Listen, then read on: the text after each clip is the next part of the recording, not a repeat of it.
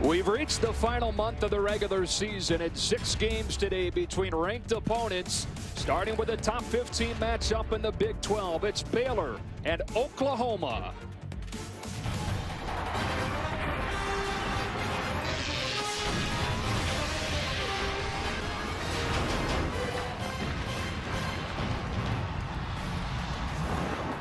Welcome to the Ford Fox Sports 1 College Football pregame, sponsored by the Ford F-Series, built Ford tough. On a perfect day in Norman, it's a top 15 matchup in the Big 12 between number 15 Oklahoma and 12th ranked Baylor, as the Sooners get ready to take the field in front of this capacity crowd with a 96th consecutive sellout.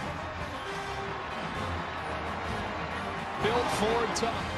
Welcome inside. Joe Davis, Joey Harrington, Chris Budden joins us in a moment. So this is the second week that we've seen the playoff committee's rankings, and it has fan bases all over the country stirred up, as you might expect. And we got a long way to go, but we sure will know a lot more after today. That's right, Joe. Today, 6 games between ranked opponents, and while no one's going to play themselves into the college football playoff, there are going to be 6 teams today that play themselves out. And if these 2 teams want to remain in the discussion, I believe it's going to happen on the ground. When you think of Baylor, you think of a high-powered offense, but Baylor's defense, led by defensive linemen Sean Oakman and Andrew Billings, actually ranked 8th in the country against the run, giving up less than 100 yards a game. They're going against Oklahoma's rush offense, led by freshman phenom Samaje Perine. This guy is fantastic. 510 total yards for Oklahoma against Iowa State last week on the ground. This game is going to be one in the trenches. All right, it's Oklahoma and it's Baylor, a top 15 matchup with Big 12 title and playoff implications from Norman on a perfect day on the other side of this break.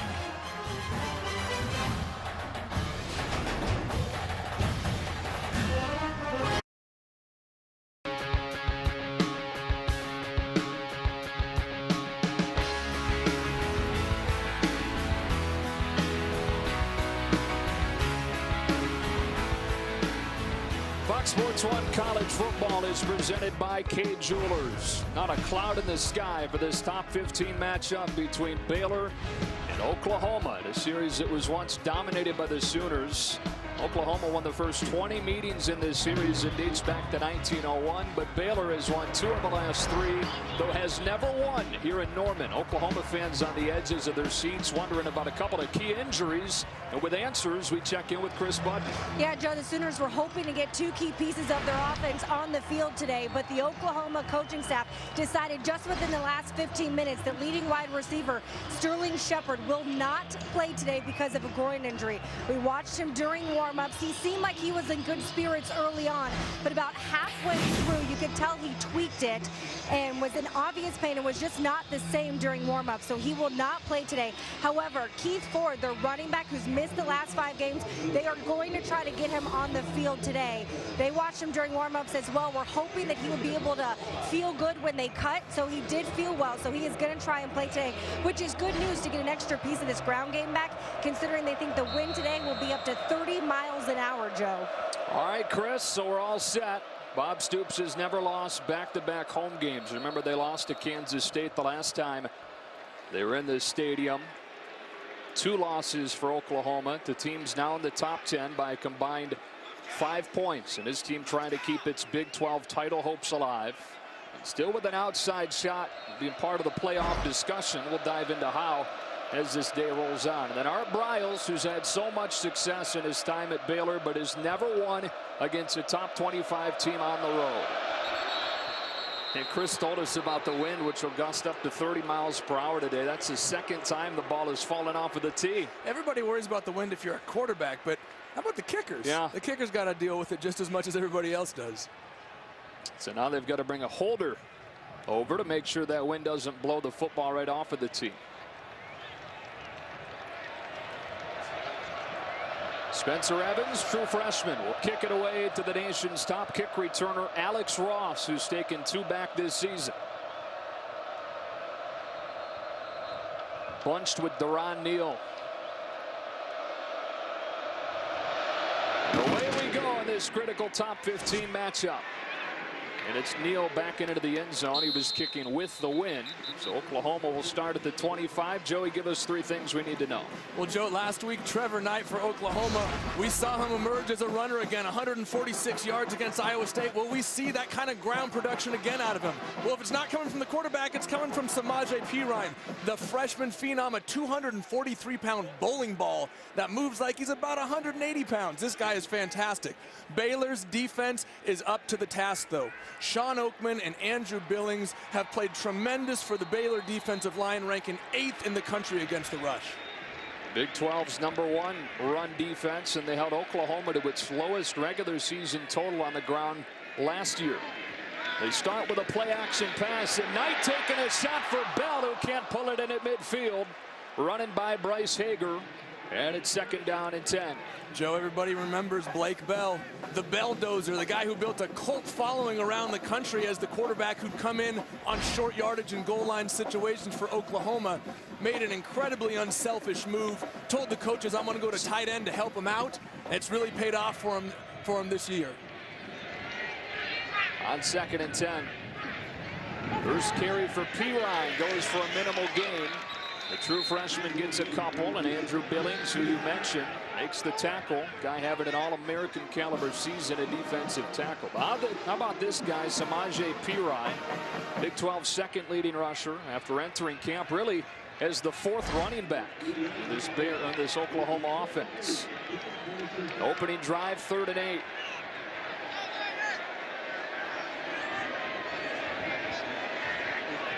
There's show pressure. And back off against a 4-man rush. Knight running out of time and now running away. And getting a few, but it's 4th down.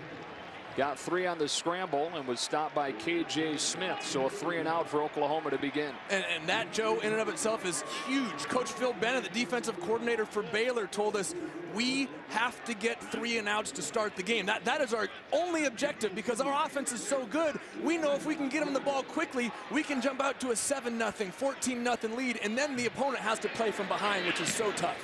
Jed Barnett with a short punt into the wind that'll bounce just across midfield and go out at the Baylor 44-yard line. So the nation's top offense takes the field. Give us 3 things we need to know. Well, Joe, everybody's talking about a completion percentage for Bryce Petty. Don't let that fool you. This guy is still throwing touchdowns, actually at a better rate than he was last year. He may be throwing to, you think, Antoine Goodley, Katie Cannon? No, he's throwing to a guy, Corey Coleman. The last 5 games has 7 touchdown catches. On the other side for Oklahoma, Zach Sanchez, this defensive back, has 5 interceptions, leads the Big 12. He's going to be a big key to stopping Baylor's offense. Part of the #2 scoring defense in the conference, facing its biggest test yet. On 1st down, Petty's throw is too tall for Coleman. Guy that you just mentioned had 3 catches last week for a career-high 167 in the blowout win against Kansas.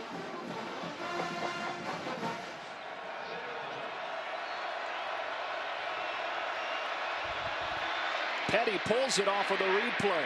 Runs over a defender to midfield for 6. 3rd down and 4.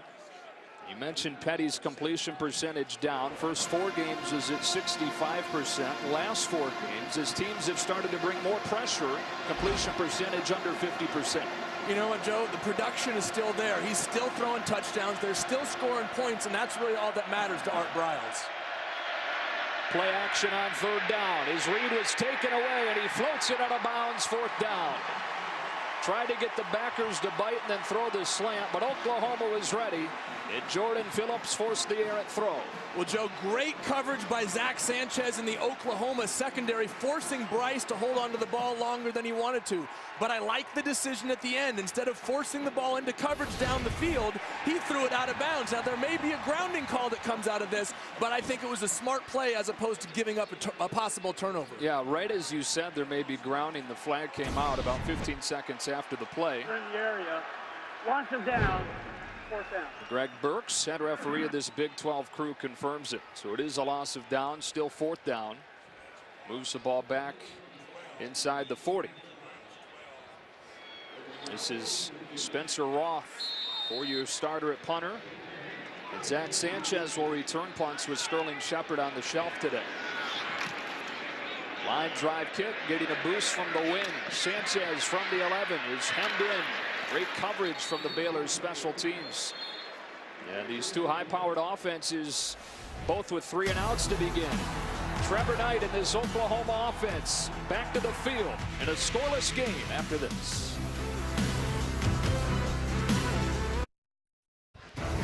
Baylor and Oklahoma first met back in 1901, not again until 1973. Oklahoma won the first 20 meetings before Baylor got its first win in the series with a last-second throw from Robert Griffin to Terrence Williams. Last game here in Norman was won by Oklahoma, as all 11 of them have been. The Bears rolling Oklahoma on a Thursday night last year, 41-12. Here we are with the 24th meeting between these two teams, and once again it's a big one. Number 12 Baylor and number 15 Oklahoma. After a 3 and out, Oklahoma's offense on the field for the second time. And Keith Ford in the game at running back, taking the fake with a boot from Knight. Turns the shoulders and throws the comeback wide of Deron Neal, second down. And again, Sterling Shepard not playing today with a groin injury. The conference's top receiver, 3rd in the country. You lose really their only big-time threat on the outside. Yeah, Joe, this is huge for Oklahoma. I mean, after Sterling Shepard, you don't have a whole lot of production. You've got a lot of youth. A guy like Micaiah Quick, KJ Young. Coach Josh Heupel said those guys need to start playing well, and they need to start playing well quickly. Straight drop back, and they throw the screen. Micaiah Quick, the true freshman, into space for a first down. Coming off his best game, 8 catches for 56 yards with Shepard out against Iowa State last week. Well, I'll say that's playing well right there. Catching the screen, coming into the middle of the field. He did a nice job of staying behind his blockers and setting up the running path.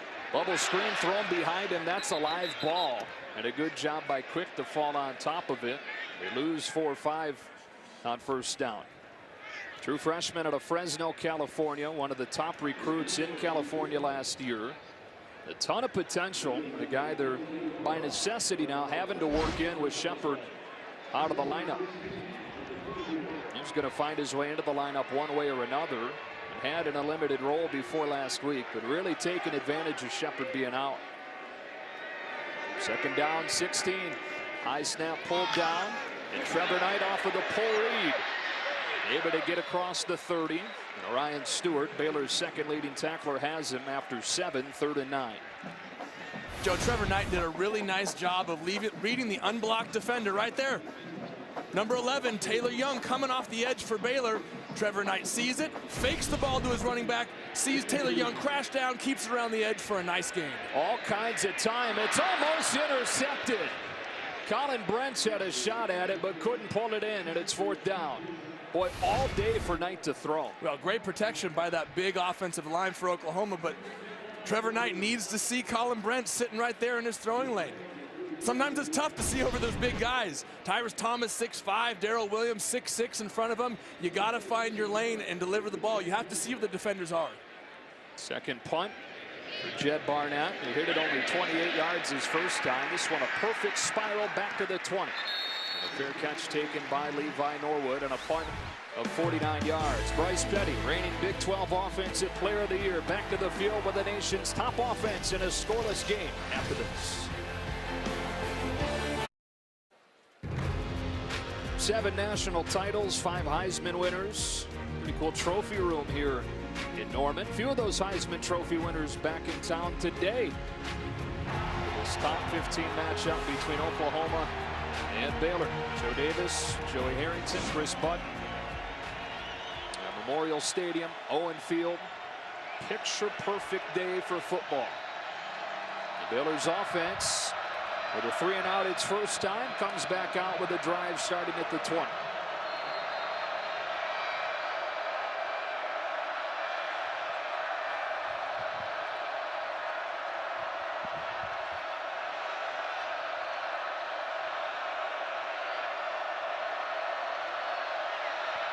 Play action on first down, a double clutch and a low throw pulled in by Corey Coleman.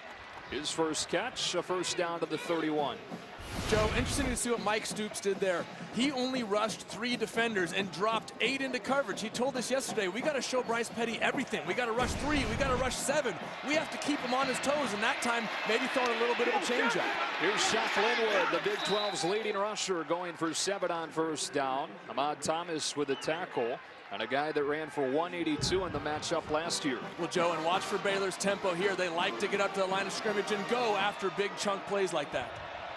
Leading the country, running 89 plays a game. Coleman juggles, incomplete. 3rd down. And Joe, that's the 2nd time we've seen Bryce Petty a little bit high out to his left to Corey Coleman. And neither time he was able to bring it in. Now Bryce has to bring that ball down, but Corey Coleman, who has been a fantastic receiver for Baylor over the last couple of weeks, needs to make that catch. On 3rd and short, it's Linwood straight ahead into the teeth of the defense with an out for a first down. Jock Linwood, sophomore from Linden, Texas. Part of the top rushing offense in the Big 12 for the 3rd consecutive year. You think Baylor, you think high-flying spread offense, but they spread you out to run it. Play action on first down again, and a long throw to Antoine Goodley, who was limited to 7 yards on 2 catches last week. But you talk to the staff, and they think he's ready to break out again. Well, yeah, Antoine Goodley, you got to feel for this young man. A senior gets hurt during his first series of the season, and a consensus All-American last year. One of the best wide receivers in the country, has really struggled to regain his form this year. Play action again, wide open again. Goodley with a first down inside the 30. Did I say Parker with a tackle? Well, did I say struggle to regain form? I meant finds the seams perfectly and sits down right for Bryce Petty. That's the experience that he brings. He knows where to sit versus a zone. He knows how to separate versus man coverage. Just a smart wide receiver. And a false start coming. Baylor, the nation's most penalized team. Number 69, offense, 5-yard penalty, first down. And the loss for the Bears at West Virginia. They set a Big 12 record, 18 penalties for 215 yards. They're better last week in that penalty category in the win against Kansas. 2nd straight season they've led the country in penalty yards. First down and 15. And a fumbled snap. Linwood tries to fall on it. Strikers there as well. And Linwood did get back on the ball. 2nd down. Joe, sometimes when you run these option plays, you take your eyes off the ball just for a moment because you're looking for an unblocked defender. That time, Bryce Petty, a high snap, takes his eyes off the ball for just a second. Good thing Shaq Linwood was there to fall on it. 2nd and 17. Petty well protected to the sideline, and it's Goodley again. Make that Katie Cannon. Katie Cannon, the true freshman, with his first reception. And it'll be 3rd down and 4. And how about Bryce Petty sitting in the pocket? He started all the way on the left, worked his way across the entire field to find Cannon on the right sideline. Nice patience in the pocket. Linwood dancing his way for close to a first down. Dominique Alexander, leading tackler for Oklahoma, has his first stop, and it's 4th down and 1. Well, Joe, don't be surprised to see Baylor get up and go here. They like to do this on 4th and short. Evan Phillips slow getting out of the field, but the officials make sure Oklahoma has time to sub. And Jordan Phillips is in. Out comes Ndulaway. And now a timeout taken by Baylor. They go for it as many times as anybody in the country. This will be the 27th 4th down attempt for the Bears if they do in fact go.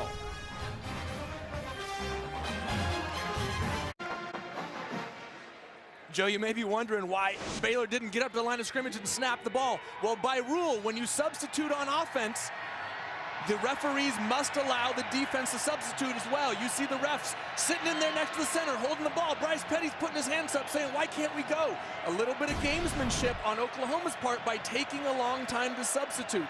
Nice job of recognizing the situation and really using what Baylor's strength, using it against them. They come to the line, 27th 4th down attempt this season for the Bears. And a flag comes in from the back judge.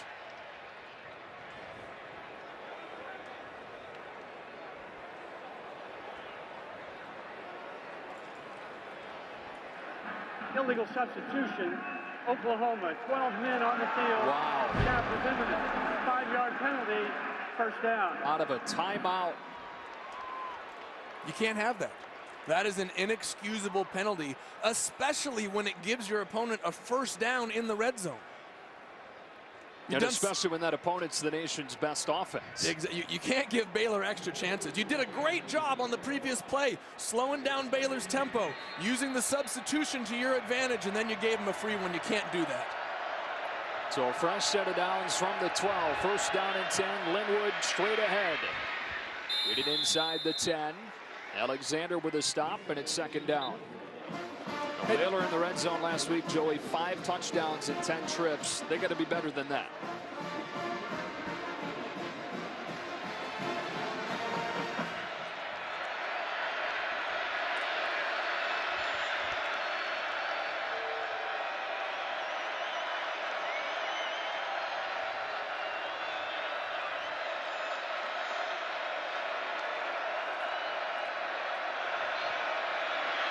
Wide snap pulled in. On the slant, it's broken up. Wanted Jay Lee, third down.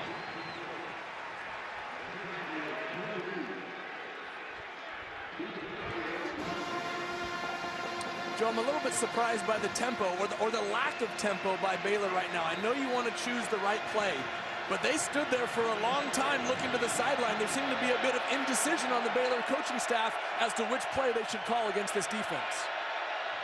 Pressure coming. Petty in trouble and sack. Outside the 15-yard line. Oklahoma dials up the blitz and gets home with a sack for Dominique Alexander. Fourth down. Joe, Mike Stoops told us that we're going to bring 8 and we're going to bring 3. We're going to bring it all. We're going to show it all to Bryce Petty. And that time, they simply got home. He had 2 routes breaking open across the middle of the end zone, but he simply didn't have the time to get it there. Nice job by Oklahoma dialing up a blitz to beat the protection of Baylor. So the field goal team comes out. Chris Callahan to attempt it. What a stretch Callahan's going through. Started the season 1 for 6. He's hit 10 in a row since. From 34 with the win, pokes it through, and Baylor with the game's first points. So Oklahoma gets the sack on third down to force the field goal attempt. And in a 3-0 game, the Sooners offense back on the field when you come back. Fox Sports 1 College Football is presented by Kay Jewelers back here in Norman. Midway through this opening quarter and a 13-play drive capped by a Callahan field goal to start the scoring. There's Alex Ross. A couple of touchdowns this season on kick returns. No Oklahoma players ever taken 3 kick returns back for scores in one season. Joe, you see what they're doing is they're stacking Alex Ross behind Deron Neal so that Baylor doesn't know where he's going to line up. Coach Art Briles told us, hey, if we kick it to Alex Ross, it was a mistake. Right. And so watch, they're going to split right before the kick so that Baylor doesn't know where he's going to be lining up. He's the one in the back of Neal. And it helps Spencer Evans and Baylor that they've got the win right now. You saw in the opening kickoff, they're able to park it near the back of the end zone. And just like on the opening kickoff, the ball blows off of the tee. So they'll bring a player over to hold it.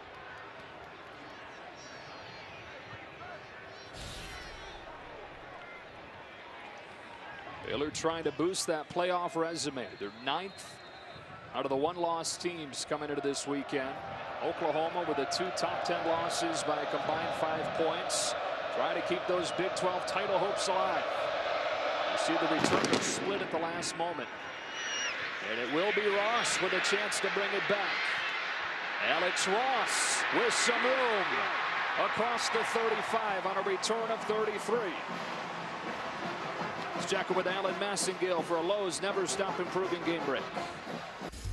Number 20, Georgia at Kentucky. Bulldogs coming off that bad loss to Florida last week. Georgia's Hudson Mason 15-yard touchdown pass to Chris Conley. Georgia now leading 21-0. Back to Joe and Joey in Norman.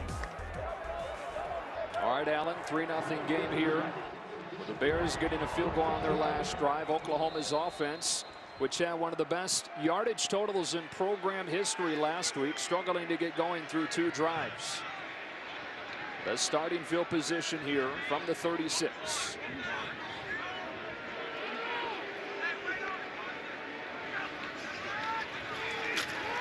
Knight with a pull read.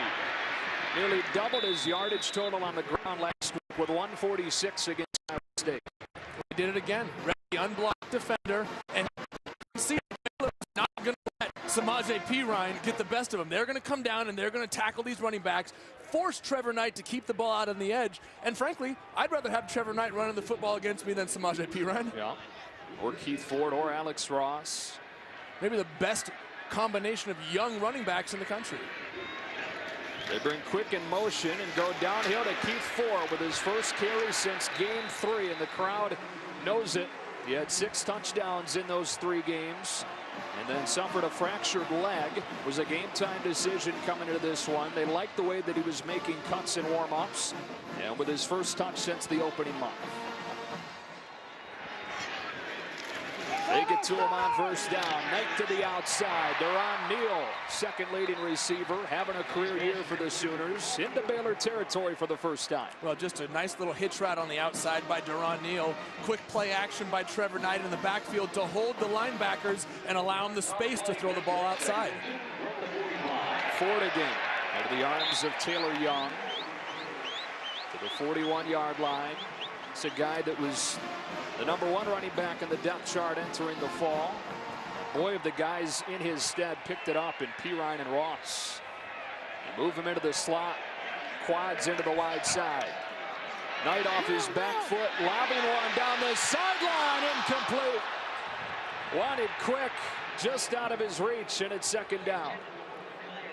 Joe, and I'm not sure that Micaiah Quick didn't get held coming up the sideline here. Watch, he's going to be on the inside of the slot here, right out to the sideline, then take it up. I'm not sure you couldn't call a penalty on that. Colin Brandt's getting his hands on Micaiah Quick. Maybe a little bit too much contact for me. You saw the official's hat was off. It was going to be illegal touching anyways, because he'd gone out of bounds without being forced out.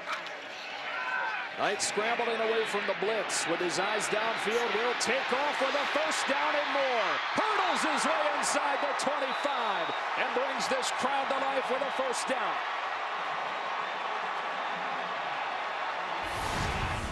Joe, a tremendous recognition of coverage by Trevor Knight. They were playing man coverage in the secondary, which meant all the DB's backs were turned to Trevor Knight. They couldn't see him running. So as soon as he broke contained by the defensive ends, he had nothing but green grass. Great read by Trevor Knight.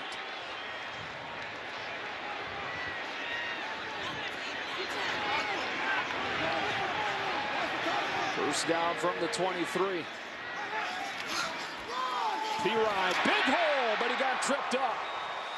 Boy, Taylor Young saved the touchdown, just barely getting a piece of the freshman. And that is not a play that you think Samaje Perine is going to go down on. A 243-pound bowling ball in there generally does not get tripped up by little finger tackles like that. Still able to get 6. Second down and 4.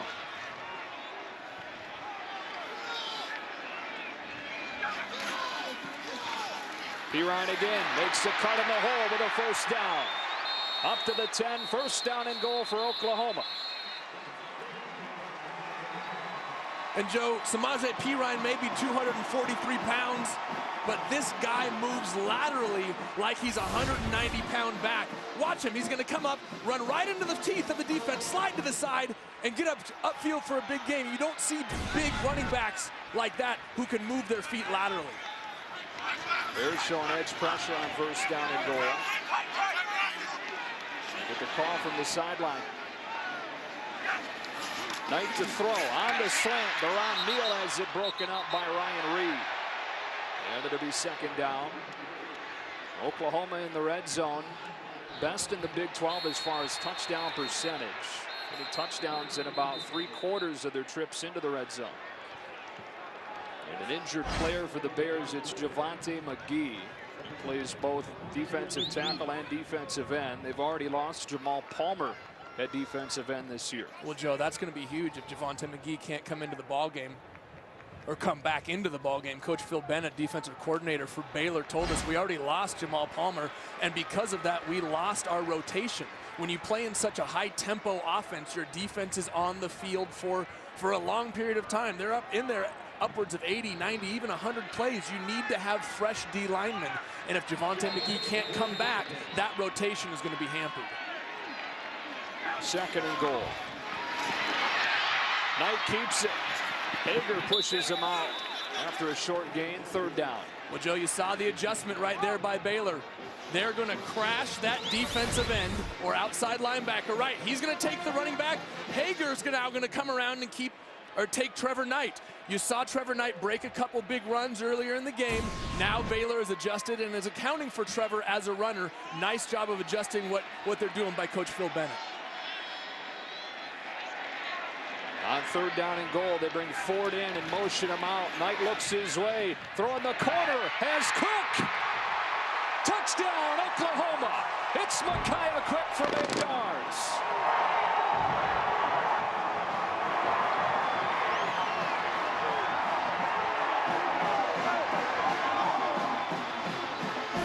The freshman's first career score has Oklahoma in front. Well, Joe, Josh Heupel told us these young receivers are going to have to come up big in the absence of Sterling Shepard.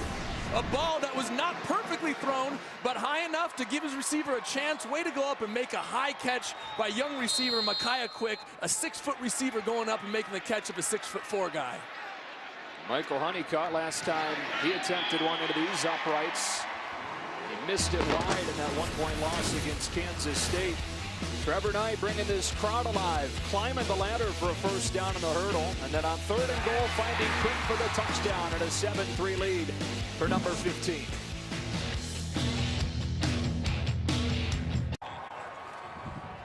Oklahoma in front for the first time, and the Knight touchdown throw to Quick was early start time. We see some early start times. We get to travel around, see some awesome places. A lot of places for the noon Eastern games. You worry about what the crowd's like to begin, but this place was loaded up with more than 80,000 when we kicked. Does that surprise you, though? What, 96 No. straight sellouts here in Norman? Bob Stoops has this program rolling, and the fans absolutely love their football here. Yeah, that 96 consecutive games with a sellout corresponds with the beginning of the Stoops era back in 1999. They're 89-6 in the stadium. Includes 11-0 against Baylor. That one drops inside the 5, and it's picked up by Norwood, who gets hit shy of the 15 and dropped. Gastelum, Caleb Gastelum with the tackle on special teams. What a huge day in college football this is, with 6 games between ranked opponents. This one starts it off. Notre Dame and Arizona State coming up at 3:30. Huge one on Fox tonight between Kansas State and TCU. Of course, a big one in the SEC, Alabama, LSU, and a big one in the Big Ten as well, with Ohio State and Michigan State. Wrap it up with the top 25 matchup in the Pac-12, Oregon and Utah. Well, we started all off with number 12 Baylor and number 15 Oklahoma midway through this first quarter.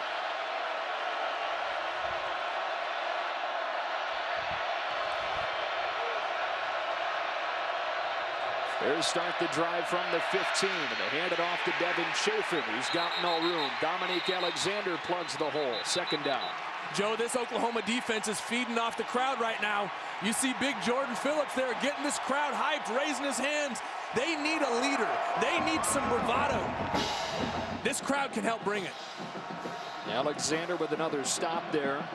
Leading tackler for this defense. Baylor with a tempo, right back on the ball, and another wide snap pulled down. Long throw to Corey Coleman is caught for a 1st down.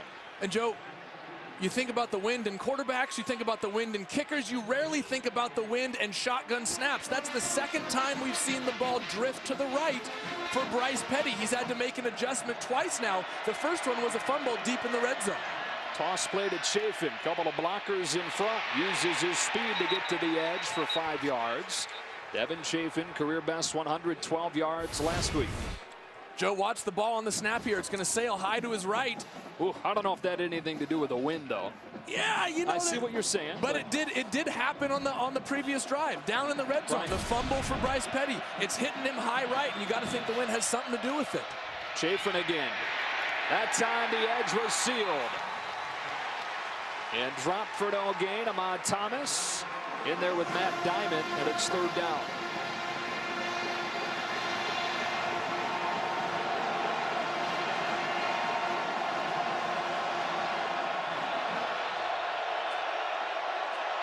Third down defense has been an issue for Oklahoma. Can they get a stop on 3rd and 6?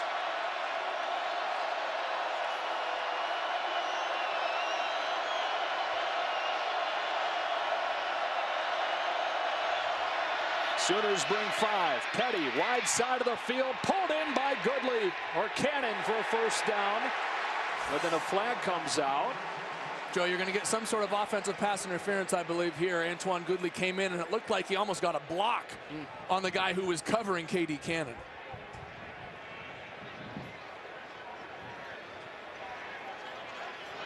Greg Burks talking it over as things get a little bit chippy.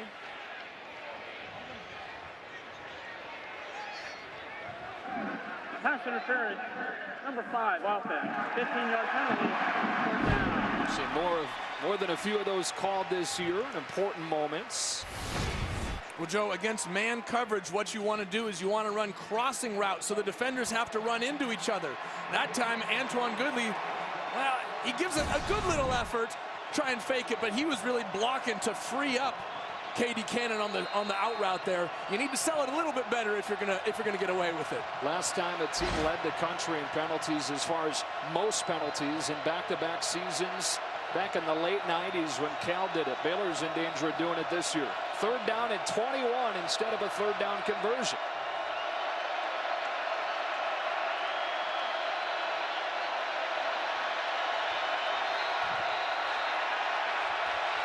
And a timeout taken by the Bears. Timeout.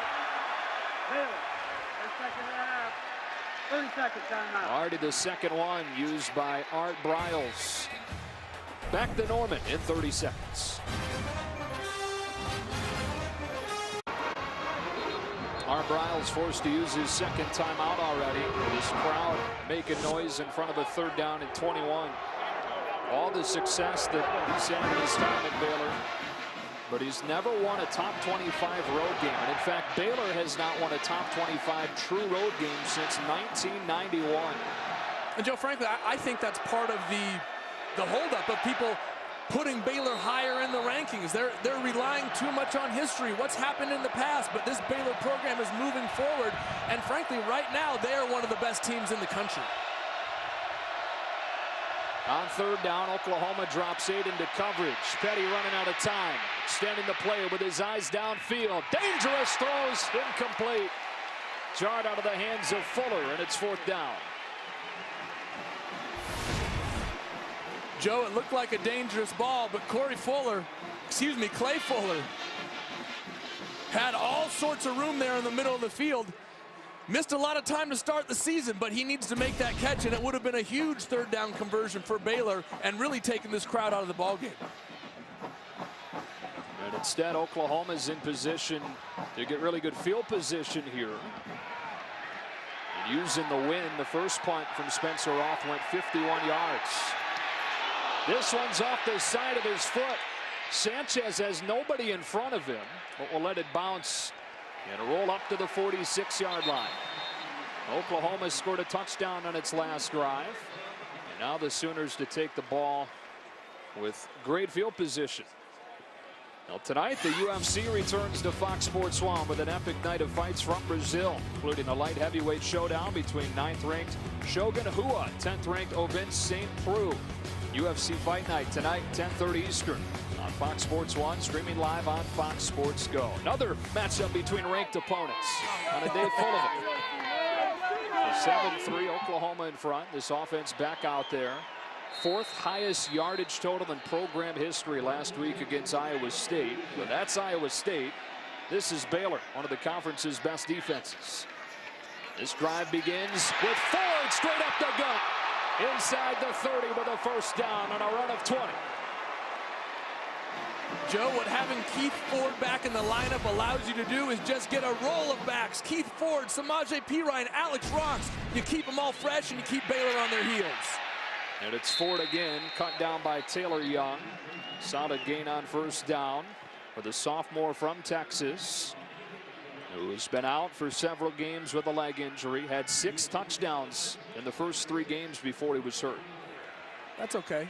Not bad. Right?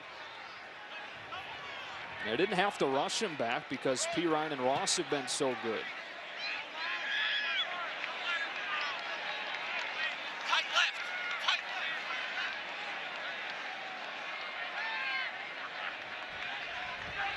On 2nd and 5. Knight throwing the corner out. It's pulled in inside the 10. Deron Neal setting up first down and goal for the Sooners. And Joe, Trevor Knight, who's received so much criticism for making a couple poor throws this year, delivers a strike to the outside on a corner route. He could not have put that ball in a better spot for Deron Neal. Fantastic recognition of coverage and great delivery of the ball. That's Terrell Burt, the unsung hero of this defense, only returning starter in the secondary of the Bears defense. Slow to get up.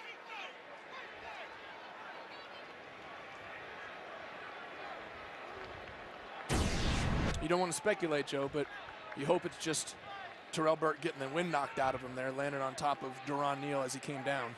Phil Bennett couldn't speak any more highly of this guy who had off-season shoulder surgery, keep in mind. He played all of last season with a shoulder injury.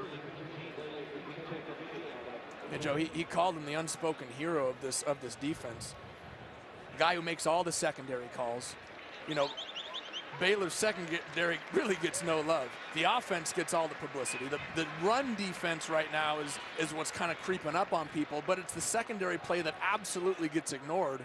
Terrell Burt, really the glue of that young secondary. He comes off with the ball inside the 10. Oklahoma trying to make it touchdowns on back-to-back drives.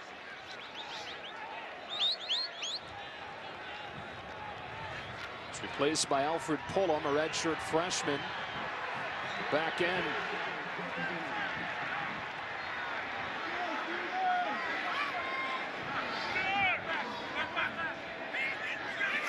On first down. Off play action. Overthrown. Had Blake Bell in the end zone, who had 2 catches last week, both for touchdowns, including on that same play right there. Oh, Joe, I've been there before. Trevor Knight wants that ball back. It's almost like it's so wide open, you just say, don't miss it, and consequently, you just kind of short arm one out there. Just step back, take a deep breath, deliver the ball. You've made that throw 100 times. You can see it right there. He wants it back. 2nd down and goal.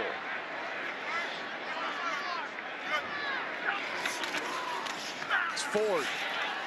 Now it's pulled, and it's Knight. Stopped by Hager. 3rd down.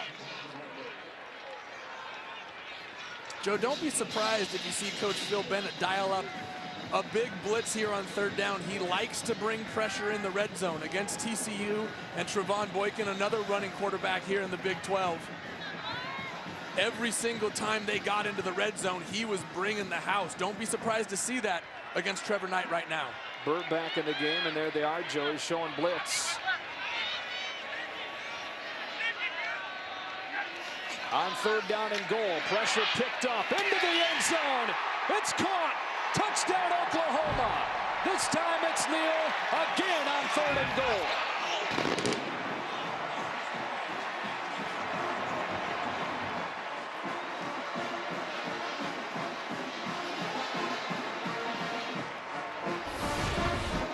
Joe, watch Keith Ford come across and make the key block here to give Trevor Knight the time to throw this football. Everybody sees what the result is, a touchdown pass, but you don't ever recognize the little details that help it happen. Keith Ford made that play happen. And so is Sterling Shepard not playing with a groin injury. Touchdowns from Micaiah Quick and Deron Neal. It's one of the questions we had off of the top. Who would step up in Shepard's place? The only receiver that entered the season for Oklahoma with a touchdown in his career. He counts for just under half of the receiving yards on the season. Honeycutt's extra point is good. Couple of touchdowns on 3rd and goal from Knight. And the Sooners in front of the Bears 14-3. Back in 30 seconds.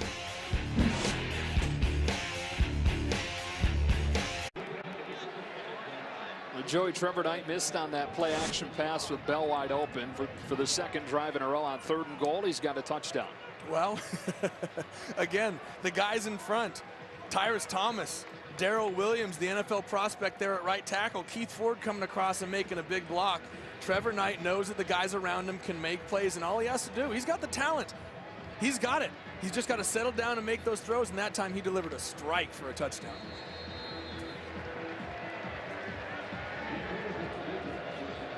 Evan Chafin back to return this one, which will be kicked into the wind by Nick Hodgson.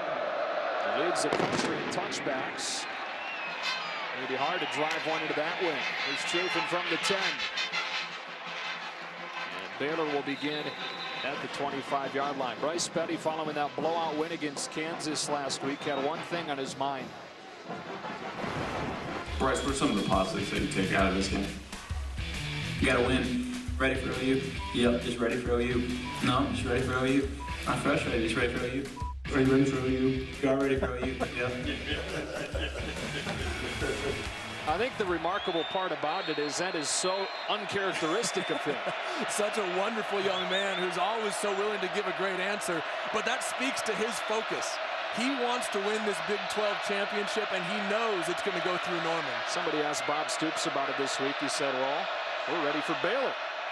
Off play action and a miscommunication. We've seen this much more often over the last few weeks as teams have started to pressure Baylor more. Well, Joe, I think there's a lot of things that go into it. One, teams are bringing pressure, so you have to think on your feet. But two, they have had a lot of receivers that were injured to start the season. Guys who really missed the first 3 games, Antoine Goodley, Clay Fuller. These guys have been, Corey Coleman, they've been out of the lineup, and you need that time to work on that. Shock Linwood gets a couple. And it'll be 3rd down and long for this Bears offense. Struggling to get it kicked into gear. They're going to let that first quarter clock wind down and think about this 3rd down call, which will begin quarter number 2. Oklahoma, 2 losses this season against top 10 teams, looking to keep their Big 12 title hopes alive. Baylor needs a resume boosting win with their sights set on the playoffs still with only 1 loss. 14-3 Sooners after a quarter. Back to Norman after this.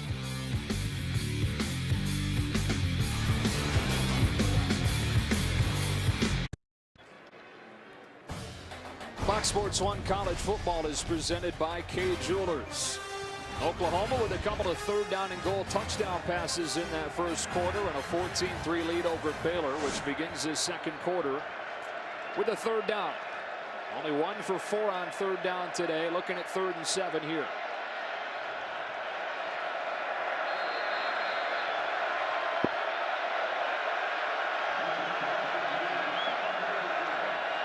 Petty throwing the hitch for Coleman. He's got a 1st down across the 35, working against Julian Wilson to convert on 3rd. Well, Joe, we talked about Keith Ford picking up the blitz for Oklahoma. That time, Shock Linwood coming across the formation and picking up the edge pressure for Baylor, allowing Bryce Petty the time to throw it outside. Here comes Linwood, running hard across the 40.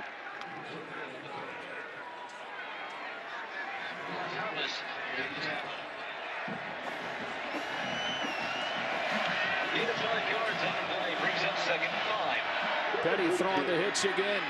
This time Goodley is short of the 1st down. Sanchez was there first. Then Stryker rallied to help and set up 3rd down and 2.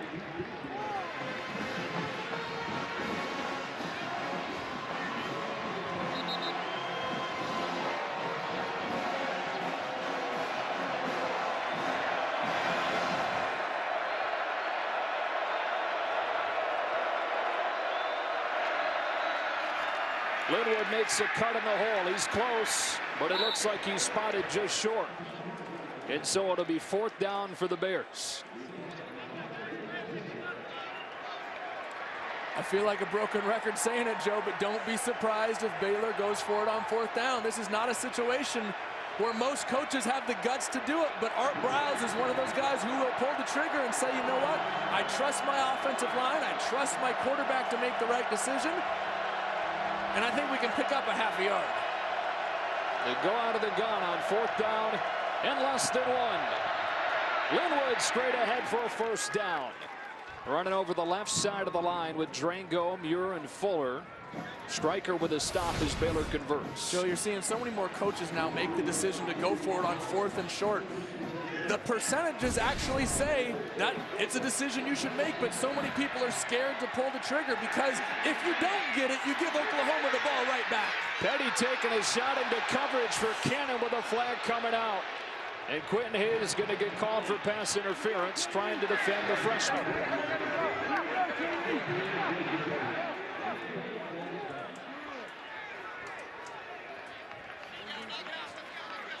As many good receivers as this Baylor team has, it's a true freshman in Cannon that leads them in receiving. He's trying to run by a senior, and Hayes there. There is no foul. Wow. Pass interference. So they pick it up, and it's 2nd and 10. Well, Joe, Coach Mike Stoops told us we need to get more production from our safeties in the pass game. And you know what? This is not a matchup that you want if you're an Oklahoma coach. Quentin Hayes, yes, he's a senior, but Katie Cannon is one of the fastest receivers in all of college football. Hey, I like the pickup. I like the no call. Good job by Quentin Hayes on a very tough receiver. Coleman's left wide open, and with speed for a first down inside the 35. Wilson was playing corner and bailed, and Petty hit him in a hurry. Those are the type of miscommunications you can't afford to have. You cannot make those mistakes against Baylor because they will hurt you. They will take that play and take it to the house and put 7 on the board in a blink. Petty throwing for the end zone. It's Coleman for the Baylor touchdown. And there's the blink. From 33 yards, beating Quentin Hayes. The Bears back within a score. Joe, Baylor is better than anybody in the country of taking advantage of momentum and taking shots down the field. You can't let them get in a rhythm because they'll go deep on anybody. They'll go deep on anybody at any time, and if you allow them to chunk away and get your defense thinking that they got to play tight to the line of scrimmage, they're going to run right by you just like they did. Nice throw, nice catch by Corey Coleman. Petty's 2nd in the country in yards off play action. Collected a few more there. Callahan on for the extra point.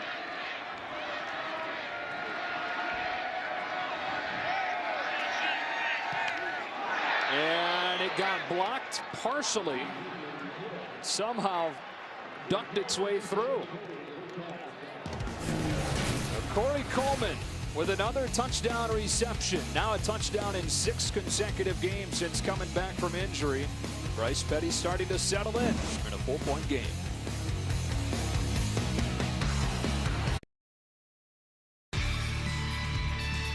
Back at the University of Oklahoma, founded back in 1890, 1 year after Norman was established as a town. A beautiful day for football. Really perfect football weather. If you can get rid of the wind a little bit, but the temperature in the high 50s. You would want to get rid of the wind. Mr. Strong-Arm Joey Harrington over here. It's the fall. It's football weather. This is perfect. Get a little breeze. The breeze hasn't necessarily slowed the passing games. 3 touchdowns in this game, all coming through the air. Now watch out here as Evans has to kick into the wind with Ross waiting back. And they chip it away from him, so it'll be Deron Neal. Instead of fair catch taken by one of the up men at the 25. It's Checker with Allen for a game break. Number 24, Georgia Tech at NC State. NC State quarterback Jacoby Brissett scrambles up the middle, flips into the end zone for a 15-yard touchdown. Extra point no good. Wolfpack now lead 13-7. Back to Joe and Joey and Norman. Don't think he got quite as high up in the air as Knight did on his hurdle a couple of possessions ago. I don't think anybody can. My goodness. We didn't give that enough credit. That was a high jump worthy hurdle right there. Maybe Edwin Moses. Oklahoma touchdowns on back-to-back drives, beginning this one from its own 25. It's Pirine. Tripped up. Let's check in with Chris Button. Joe, Baylor athletic training staff still working on defensive end Javonte McGee. He's dealing with a stinger. However, their team doctor told me that he will be okay and he will be back for the rest of this game. That's good news for Baylor, Chris. Thanks. We talked about the lack of depth up front with Jamal Palmer already going out with a knee injury a few weeks ago. That's hurt their rotation. As they play so many up-tempo teams, the depth up front so important on defense. All 11 men within 5 yards of the line of scrimmage for 2nd down and 8. Knight throwing a speed out, quick juggles and catches and makes Burt miss for a 1st down.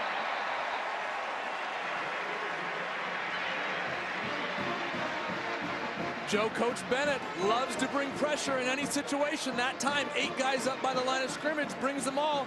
Trevor Knight saw it, got it out to his receiver quickly in the flat. Nice recognition of what Baylor was doing and knowing where to attack him.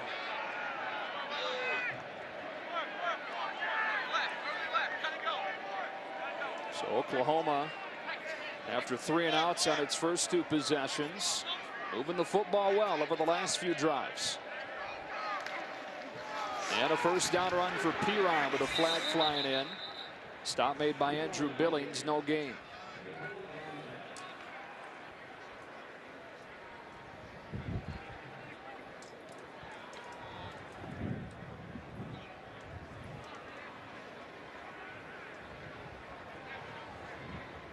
Illegal formation, offense, more than 4 in the backfield. 5-yard penalty, 1st down. So that'll move them back 5. 1st down, 15 now for the Sooners.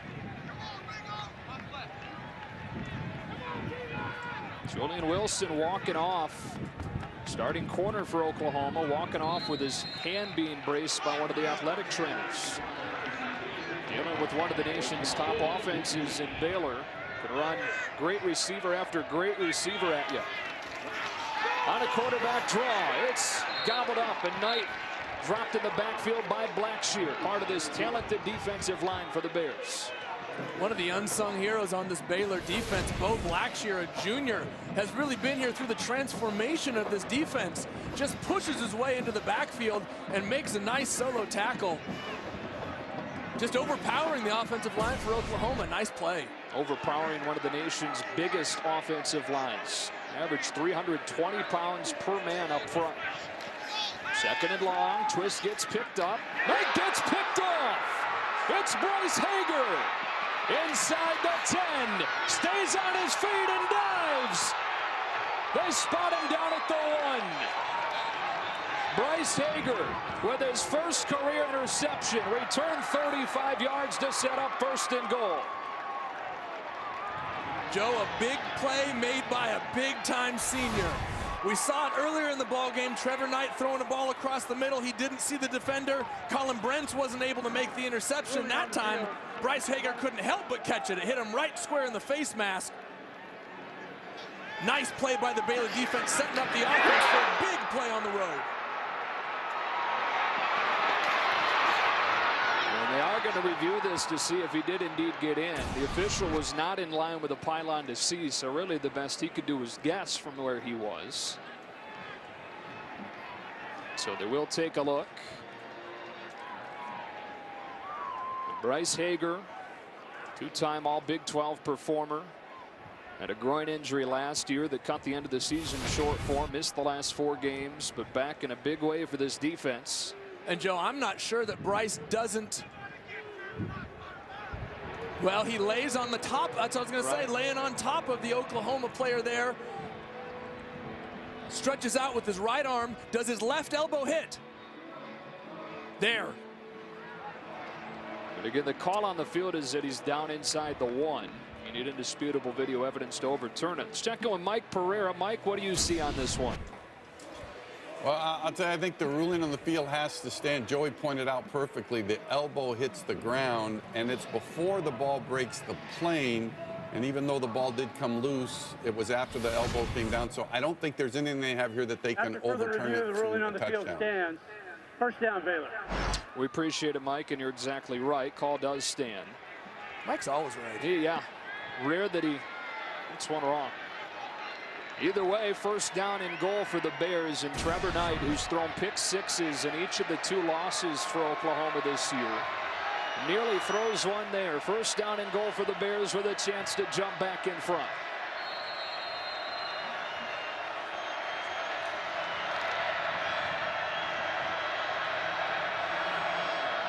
Extra lineman in the game, number 60, McGowan. Petty turns and gives to Chafin for the Baylor touchdown. Promptly taking advantage of the takeaway, and the Bears jump back in front. Joe, you mentioned it, number 60, Laquan McGowan. They used him last week as a fullback. And look, he's not your average fullback. They list him at 390 pounds, but this guy is a biscuit over 400. He clears the path going into the end zone for Devin Chafin. Great use of your personnel. Nice block by McGowan, helping his running back into the end zone. So Chafin has the Bears back in front with a couple of quick touchdowns. And Callahan, prettier this time. Last time he barely snuck it over the crossbar. Bryce Hager comes up with the interception, sets him up with first and goal inside the 1, and one play later, it's Chafin plunging into the end zone for the Baylor lead.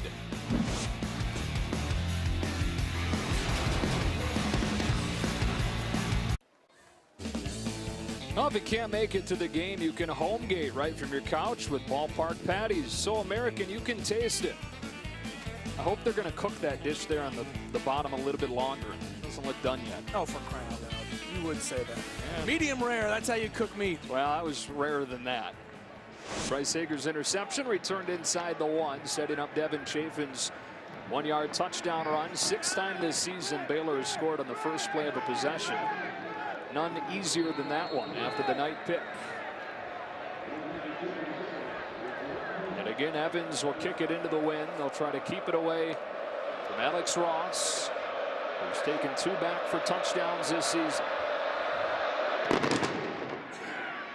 chip it away, and it falls inside the 30 and bounces into the hands of Neal. He's up to the 32-yard line. Look at our stat comparison brought to you by the Lincoln Wish List sales event. This Oklahoma offense, second best rushing offense in the conference. They ran for more than 500 yards last week against this Baylor defense now, which leads the conference in rush D. So far today, Oklahoma 76 yards on the ground on 16 attempts. Yeah, you'd never think that Baylor was the best rush defense in the Big 12. I mean, so much publicity goes to the offense and Bryce Petty and Antoine Goodley and Shock Linwood.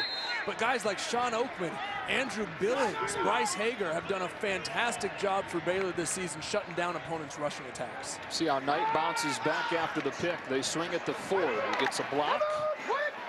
And that Baylor defense rallies after a short gain.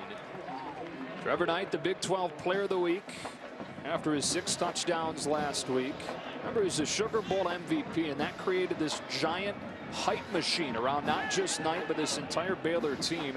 You wonder if it was a bit unfair, the amount of pressure that was put on him, largely because of what he did in that one game.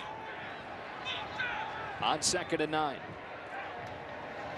Off play action, well protected, taking a shot, and has Quick.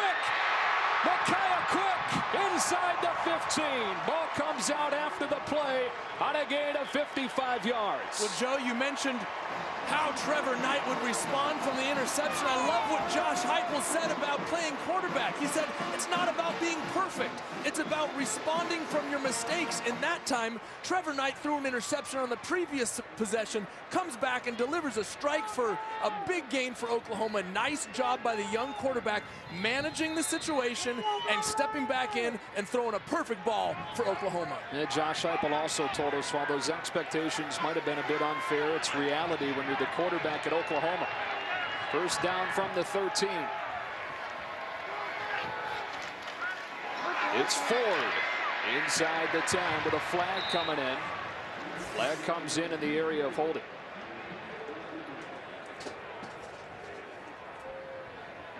Holding, number 79 offense, 10-yard penalty, first down.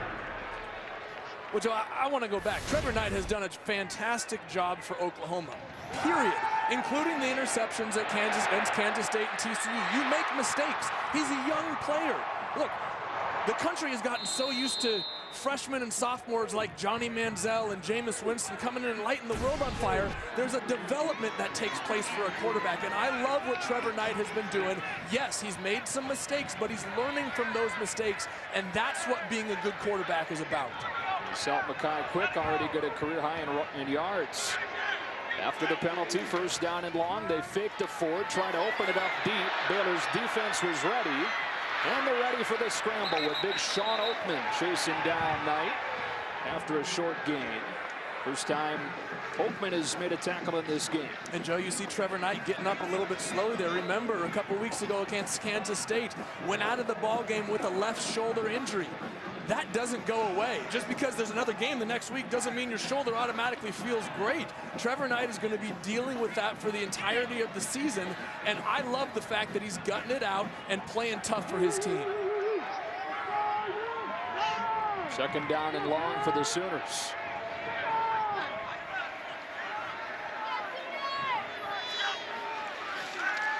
Knight throwing the fade, wants Neal, and threw it out of bounds. Third down. Now, I know you dealt with a shoulder injury to your non-throwing shoulder while you were playing. How much does that affect you as a quarterback? Obviously not your throwing shoulder, but how much does it affect you? Well, you use your entire body to throw the football. I mean, you don't just stand there and use your right arm to throw. You use your left arm to drive. You use your hips to push off. Your feet, to give yourself a good base. Your entire body goes into your throwing motion, so it absolutely affects you when you throw the ball. First injured it in the Bedlam game last year, then re-injured against Kansas State a couple of weeks ago. Hard count, got Billings to jump into the neutral zone. This will get him 5 and make it a more manageable third down, assuming Billings wasn't drawn off. Offside. Defense number 75 with contact. 5-yard penalty. Third down. Joe, I heard it on the audio. I'm not sure if you could hear it at home, but Trevor Knight used a hard count there. You could hear him, hut, trying to draw that defense off sides. Those are the things that quarterbacks learn how to do as you go on. That's a veteran move right there, trying to get back yardage after a penalty. Nice job. So third down from the 15. Knight well protected. Time to scan the field. Coverage downfield solid, so he scrambles to extend the play and throws one to the spot. Incomplete. Ryan Reed with the coverage on Neal, who had it right at the sticks, but they say that he was out of bounds, and it's fourth down.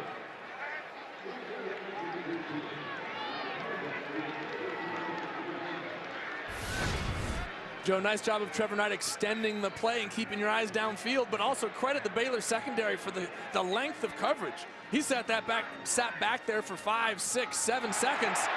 Oh, and did he get a foot in? It looked like it, but did he lose the ball at the end? Looks like he may have lost the ball. Previous play is under further review. So we're going to get a few more looks at this. I think he got a foot down, but did he complete the process? Well, you had the key right there, Joe. Foot comes down. Let's look for it. One right there. It looks like he got that back foot down. But you got to complete the process, like you said. Maintain possession of the ball through contact with the ground.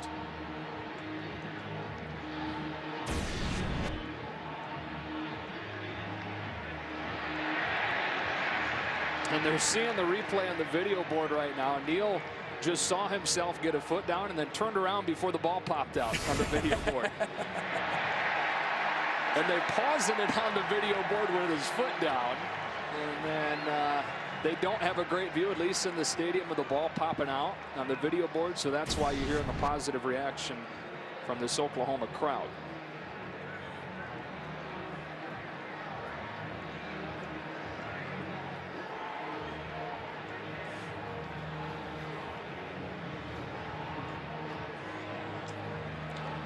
Well, Mike, are we thinking along the right lines here as we're bringing Mike Pereira in LA?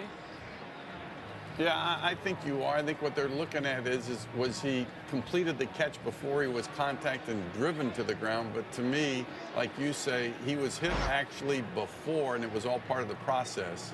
And after further review, the pass was not controlled to the ground. Therefore, the ruling on the field is confirmed. Incomplete pass. You know, It's amazing, guys, how the word process has come into the football game, huh? It never used to be years ago, but now it's all a part of the process, and that process is all the way through the ground. All right, Mike, so that is the right call. It was called correctly on the field. So it brings on Michael Honeycutt for a field goal from 31 yards. All-time leader in the Big 12 with 72 made field goals. High snap, pulled down, he pushed it wide. And Michael Honeycutt, who was the scapegoat in the loss against Kansas State, missing from 32, missing from 19, getting an extra point block. Misses that one with a wind to his back, and it remains a 3-point lead for the Bears in this top 15 matchup in Norman. Back in a moment.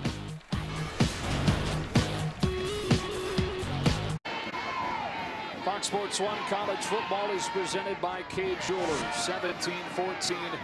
Baylor remains in front after Michael Honeycutt misses a short-range field goal. Well, Joe, you mentioned earlier about how Honeycutt received a lot of criticism after that Kansas State game. Look, I'm going to say it right now. He doesn't deserve it. You know, if you're going to criticize somebody, criticize the offense for not scoring inside the 2-yard line. Criticize the defense for giving up 31 points. Criticize the protection unit for allowing the PAT to get blocked previously. Yes, he missed a kick, and he owns that, but he is not the scapegoat. He is not the guy who deserves all the blame, and unfortunately, it has affected his confidence going forward. Baylor starts his drive with a solid run from Shock Linwood. Bears trying to take advantage after that missed field goal. Oklahoma led this game 14-3. Back-to-back touchdowns for the Bears, the second of which came after a Trevor Knight interception. As the Bears back in front. Linwood spins off contact and gets a couple. It'll be third down and short. Dominique Alexander there with Chuka and Dulaway.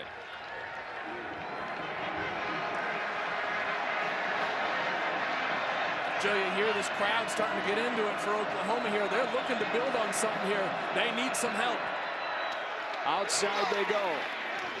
And get a first down. Antoine Goodley on his third catch of the day. Stephen Parker with the tackle as the Bears convert. Joe, if this crowd doesn't start to get into it and help the Oklahoma defense, you risk Baylor just starting to chunk away and build the momentum. Once they get momentum, they are tough to stop. Oklahoma needs to come up with a big stop here right now.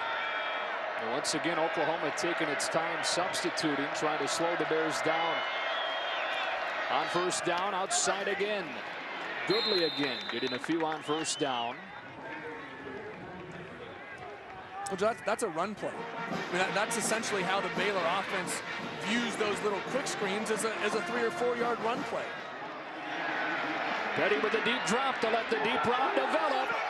And incomplete with no flag yet. I think they're going to say that ball was uncatchable as Sanchez pulled Goodley down. Was it uncatchable because he got pulled down, though? I think they're going to call incidental contact, that their feet just got tangled up as he's running the route here. Watch. Goodley and Sanchez on the outside. Yeah. You might be able to call a little bit of a hold with the right hand, but it's their feet that do get caught up. Empty set on 3rd and 7. Only a 3-man rush. So Petty with time, but it's knocked down. And Dulaway, the team captain, batted it down and sets up 4th down. Well, and that's exactly what Oklahoma needed. You missed a field goal. The crowd falls out of it. Baylor's starting to get some rhythm going. You need a big play. Chuka and Dulaway coming up and knocking the ball down on what was going to be a sure first down as Bryce Petty had his receiver wide open. Nice play by the Oklahoma defense. And like you said, that's a big stop for the Sooners D after the missed field goal from Honeycutt. So Sanchez back to return this punt from Spencer Roth, which will come into the wind. Nearly blocked. Contact and a flag. A flag just came out. It was contact on Roth, and the flag came out. Joe, I think this is only going to be a 5-yard penalty, though. By the looks of it, it's not going to be enough. Oh! Roughing the kicker, number 80, defense, 15-yard penalty, first down. Jordan Phillips gets called for the roughing that extends this drive. Joe, in that first glance, I did not think this was a roughing penalty. I thought they were going to call him for running into the kicker. The key is that he got a hold of the plant leg. Now, if he gets the kicking leg, typically you're going to get running into the kicker. But he gets the plant leg, which is traditionally going to be roughing the kicker, and that's what's called to extend this Baylor drive. They announced it incorrectly. It wasn't Phillips. It was 90, Matt Diamond. So instead of a big stop for the Sooners defense, they're back out there with Baylor looking at first down at midfield. Into the short side, Coleman. Great strength to power his way for a first down. Joe, earmark that. Remember that if you're watching this ball game. That is going to be a huge play in this football game as Baylor is now just back out and rolling again.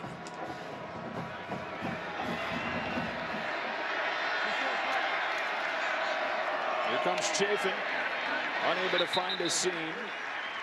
Matthew Romar was there with Jordan Evans, and it's second down. Let's go back to Honeycutt and people blaming him for that miss against Kansas State at the end. This is a perfect example. There are plenty of plays throughout the course of a game that set up what happens at the end, and all of them play equal importance. Sooners bring pressure. It's picked up, so Petty with time to take a shot out in front of Cannon. Third down. Good coverage from the true freshman Jordan Thomas on another true freshman in Cannon. Well, you see a lot of teams when opposing defenses bring pressure, they throw quick slants, they throw quick hitches to get the ball out of the quarterback's hands. Not Baylor. They go deep. They say, if you're going to come after me, I'm going to come after you. And Baylor's going to do that all day when Oklahoma brings pressure. So another third down for Baylor. Still not yet in field goal range, especially going into the wind. Play clock winds down to 5.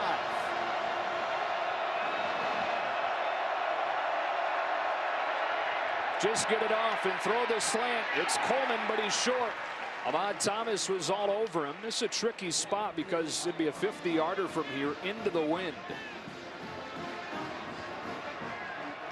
The offense stays out there as they so often do for our Bryles. 4th down and 4 for the Bears.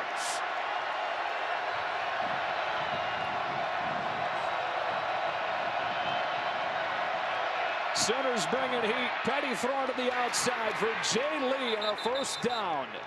Only 4 catches over the last 5 games for a guy that was so big early on with the injuries at receiver for Baylor. Joe, 2 plays in a row, 3rd down and 4th down. Oklahoma brought pressure, trying to force the ball out of Bryce Petty's hands. Baylor just made the better play. Empty set again, this time 8 in coverage. And a man comes open. It's Levi Norwood with his first catch inside the 15. They spot him close to a first down. Joe, let's go back to 4th down here. Look at all the space that every wide receiver is being given by Oklahoma. You only have 3 yards to the first down, and all the defenders are playing 5 to 6, 7 yards off. It's easy pickings for Baylor. You got to get up and pressure them a little bit more. I know it's risky because you can run by him for an easy touchdown, but you can't give up that first down so easily. And up across the board on first down from the 12. Joe, this is the same look that Oklahoma gave on 3rd and 4th down. Throws into pressure. It's Coleman at the 5. Corey Coleman with another reception. This one for 7 yards. And 2nd down and 3 for the Bears. Joe, that was the exact same formation, exact same pressure, exact same place that Petty went with the ball as he did on the previous 3rd down. I think we're starting to see what Oklahoma's MO is going to be. They're going to heat Bryce Petty up and force him to throw those short passes and rally to make a tackle. Showing pressure again and bringing it against the run. Petty kept it and got shut down at the line of scrimmage. So 3rd down and goal for the Bears. It's interior that Oklahoma defense was ready this time. Joe, again, another big down for Oklahoma's defense. If you can force Baylor to kick a field goal, I would quantify that as a win. You keep it as a one-score game after a critical penalty on a 4th down punt that gave Baylor the ball back. If you can keep this game within 6 points, I think it's a huge win for Oklahoma. Only 10 players on the field for Oklahoma right now, and they just now see that and call a timeout. Timeout, Oklahoma. So 3rd down and goal for the Bears with a 3-point lead. Closing minutes of this first half.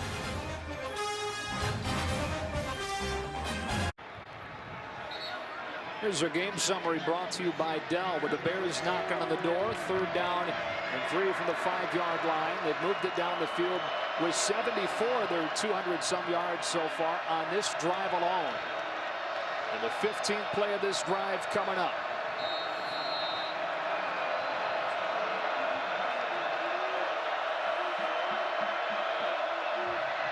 Chafin inside the 5, and it looks like he's got a 1st down.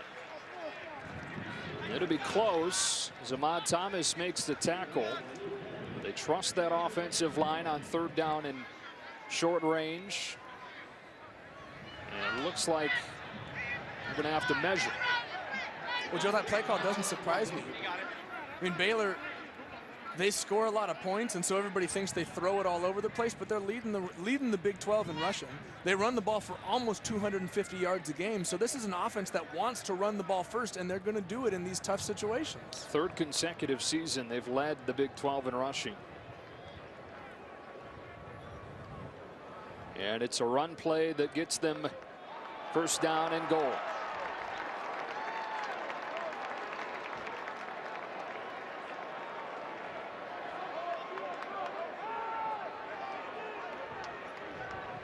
This drive that was extended by a roughing the punter penalty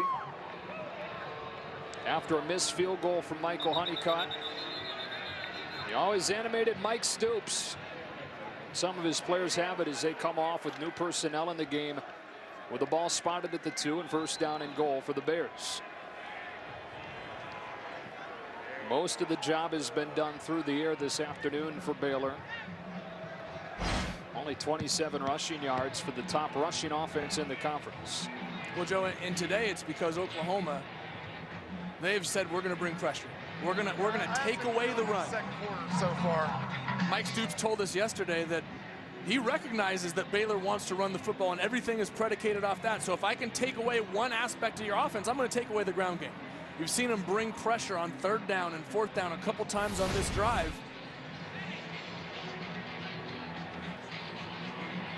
And so, consequently, Baylor has had to throw the football.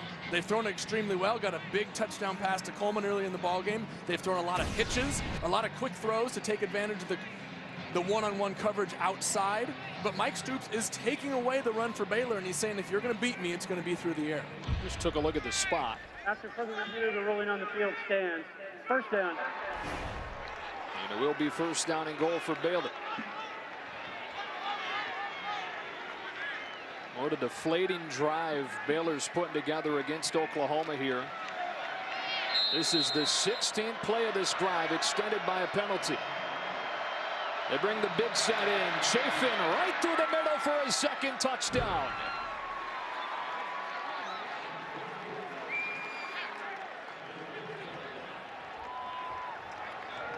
It was 14-3 Oklahoma. And now Baylor has scored 3 consecutive touchdowns to jump back in front by 2 scores late in the 1st half. Joe, the criticism of these types of spread offenses is that they always bog down at the goal line in short yardage situations. Well, all you need is a 400-pound fullback. Yeah, that's all. Just bring in Laquan McGowan and follow him into the end zone. 2nd time they've done that. Callahan with the extra point, a 24-14 advantage for the Bears.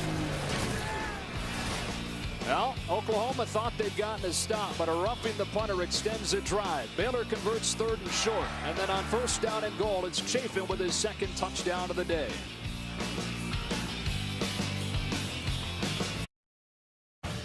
Coming up on the Dell halftime, we eye today's pivotal top 10 matchup on Fox between Kansas State and TCU, plus the off-the-field importance of West Virginia and Texas. Also, the sights from what's already been a busy day in the top 25. Joey, back to you. Forward to that, Rob. Back here in Norman after Chafin's 2nd touchdown run of the day. And there's Diamond, who committed the roughing the punter penalty to extend the drive after Oklahoma had missed a field goal that would have tied the game at 17. And this is the 4th time today we've seen the ball blow off of the tee.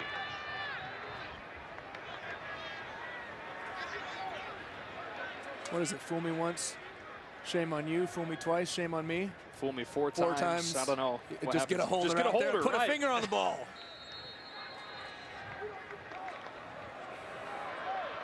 Evans will send it away. They'll try and keep it from the nation's top kick returner, Alex Ross, and have done so successfully for most of the day. This one has some more loft to it. Pulled in by Neal. Across the 30, and that is where Oklahoma begins down 2 scores. Time for a game break. Let's check in with Allen.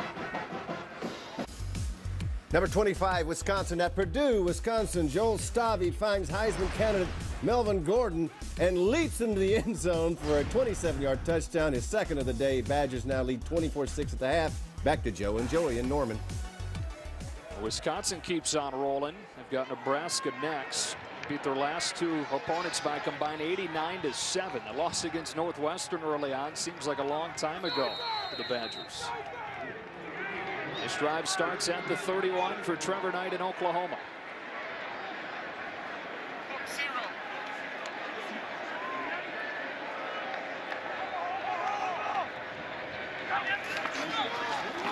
It's 4. Sean Oakman makes a stop, and it's been mainly Keith Ford today in his first game back since game 3. Well, Joe, and remember, Baylor won the toss to start the game and deferred, and they're going to take the ball to start the second half. So this is a key drive for Oklahoma. You cannot afford to go down 10 points into the half and then give Baylor the ball to start the second half. You got to get some points out of this drive before going into halftime. Bring a fullback out, bring the tight end Bell in.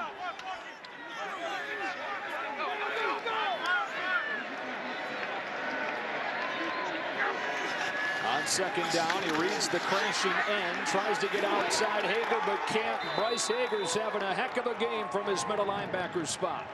Well, Joe, we mentioned the correction, the adjustment that Coach Phil Bennett made early in the first quarter.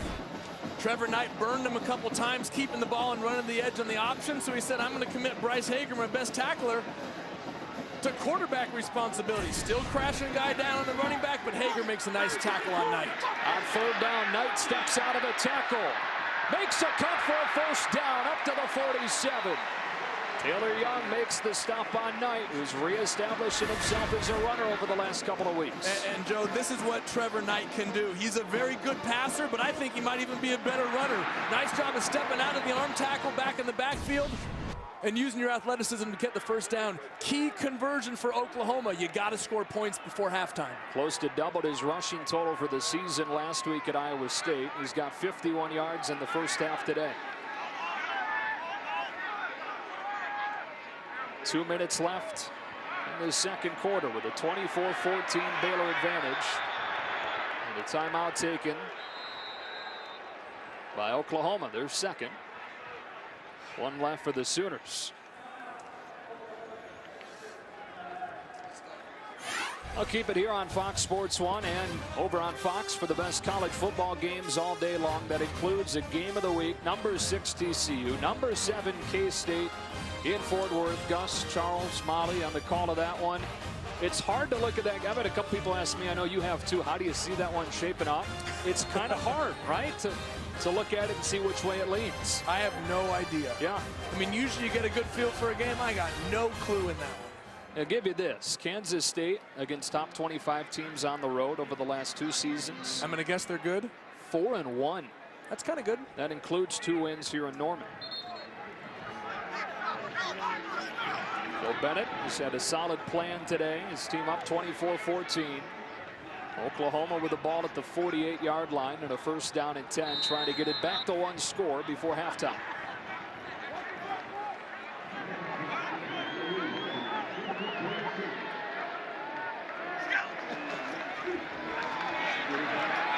Piron with a gain of 3. Thrown down by Blackshear. Second down and 7. We've not seen a ton of Pirine because it's been mainly Keith Ford in his first game back from injury. And Joe, I like the deliberate approach that Oklahoma has taken right now. There's still a minute and a half left in this first half. And the last thing you want to do is give the ball back to Baylor and give them a chance to score.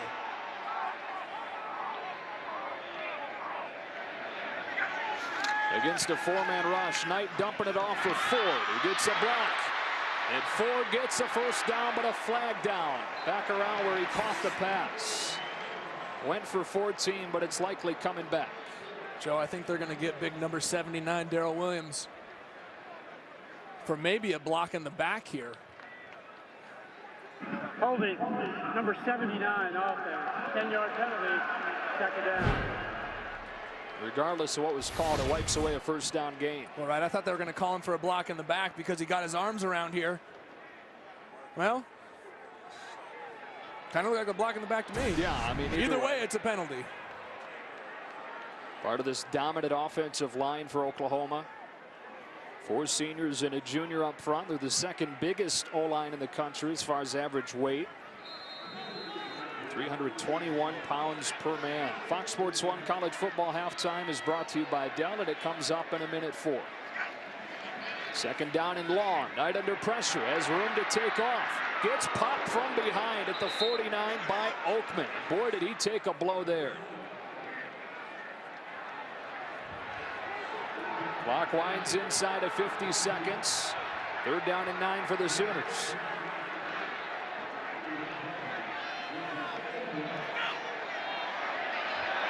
The crowd getting impatient. They're not going faster, but you don't want to leave Baylor with any time. Knight with all day to throw. Good field in the pocket. Deep ball is underthrown and incomplete. And he had quick running free. Fourth down. Joe, there's 1 or 2 plays a ball game when you have a chance to make a huge play and you have to deliver. That time, Trevor Knight underthrows Micaiah Quick on the deep post there. He had him running wide open for a touchdown. That's one you're going to look back on at the end of the day and say, I wish I would have had it back. That was with the wind to his back. Punt team comes out with 25 seconds. Nobody back to return it for Baylor. And it's down at the 16-yard line with 15 seconds. Only one timeout for the Bears. They've scored 3 consecutive touchdowns after falling behind 14-3. Well, Fox Sports Supports is proud to team up with Boys and Girls Clubs of America. Boys and Girls Clubs help young people to reach their full potential as productive, caring, and responsible citizens through programs that promote character and leadership, education, healthy lifestyles, and more. For more information, visit foxsportsupports.com. Baylor out there in the victory formation to run out this first half clock. 3 consecutive touchdowns for the Bears to close this half and a 24-14 lead as they try to boost that playoff resume. Right now, the 9th ranked 1-loss team. Looking for a big win over a top 15 opponent in Oklahoma. Let's go down to Chris Budd. Coach, offensively, you guys really stole the momentum there in the second quarter. What adjustments did you guys make? You know, I just think we've had some, big plays defensively and in the special teams. But, we've been able to move the ball a little bit. But, they're a good football team. There's 2 good teams playing, and 30 minutes left. We got to play really well to come out with a win. You talk about the defense. You were able to contain them that second quarter. What do you need to do moving forward in this second half to continue to silence this Sooners offense? Well, hopefully just keep doing that. It's so far it's been good. But, they're talented players. Any play could be a big play. We just got to keep grinding. I appreciate it. Thanks, Coach. Joe? Thank you, Coach. Thank you, Chris. Right now, we get you to Rob Stone in Los Angeles.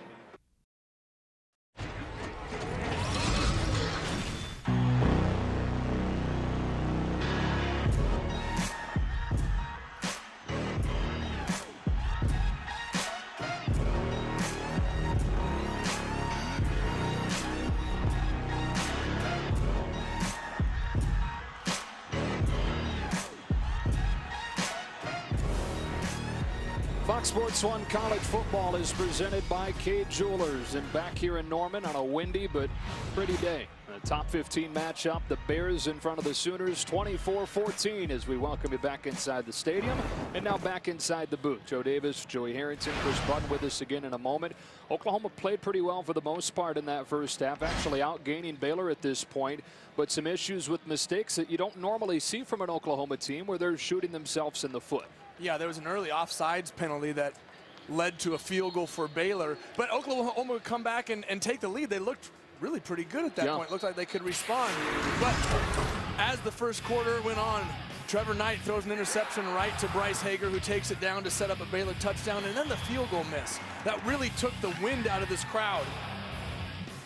The roughing the punter penalty leads to another touchdown for Baylor, and it's the mistakes that Oklahoma has made that have really given Baylor opportunities on a silver platter, and you cannot do that when you're playing a team like Baylor that can score points in bunches. These first half stats are brought to you by Geico. Baylor has won 26 games in a row when leading at halftime. That halftime lead so important for both sides. Oklahoma with the nation's longest streak when leading at halftime. A moot point though, with the Sooners down 10 as we begin half number 2. And we check in with Chris Budd.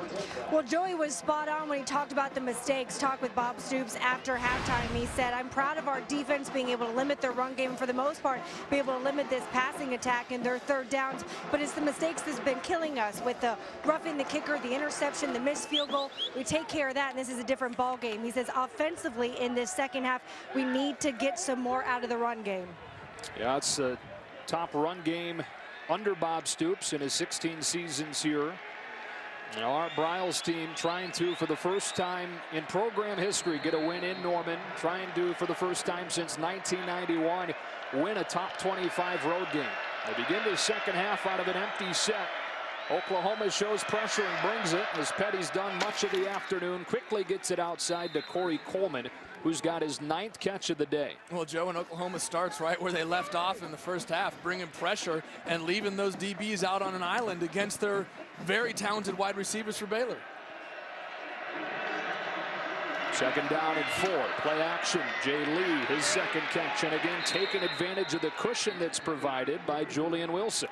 Look, Joe, these are all setup plays. I mean, when you give such an easy throwing lane for Bryce Petty out to his wide receivers, he's going to take it. He's going to take 5 yards, take 6 yards. But what it does is it puts the defense in a mentality of, I'm going to have to come up and make that tackle. That's when Baylor runs by you for the big play down the field. And zeroed up here. Nobody over the top, but again cushion. And again Lee. 5 yards, and Baylor will do that all the way down the field if you let it. If you're going to give it to me, I'm going to take it. I mean, there's nothing special about that. Standing, the DB standing 8 yards off, I'm going to run a 5-yard route, and by the time I turn my head around, the ball's going to be there.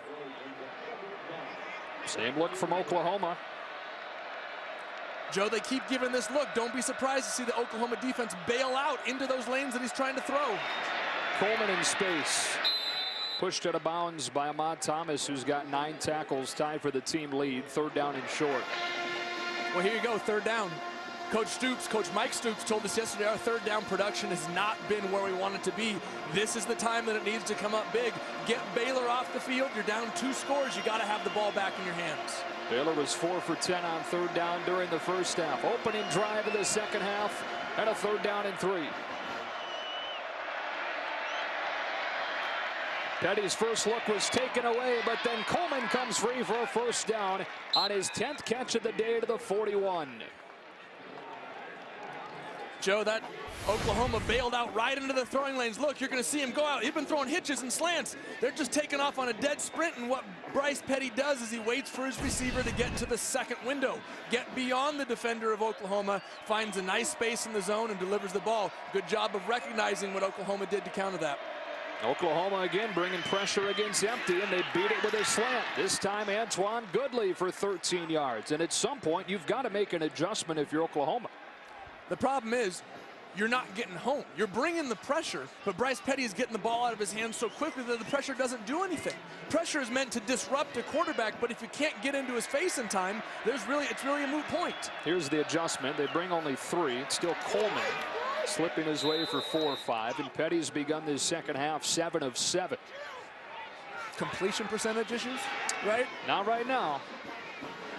Look, this young man, Bryce Petty, has gone through a lot this season. The pressure that he put on himself, trying to match the season statistically that he had last year, it's impossible. I love the way he's ground through, he's worked hard, and now he's in a position to put his team, his Baylor team, has a chance to win this Big 12 championship with a big win today. And boy, is he in rhythm or what right now. Jay Lee's 3rd catch of this drive, and Bob Stoops hot right now.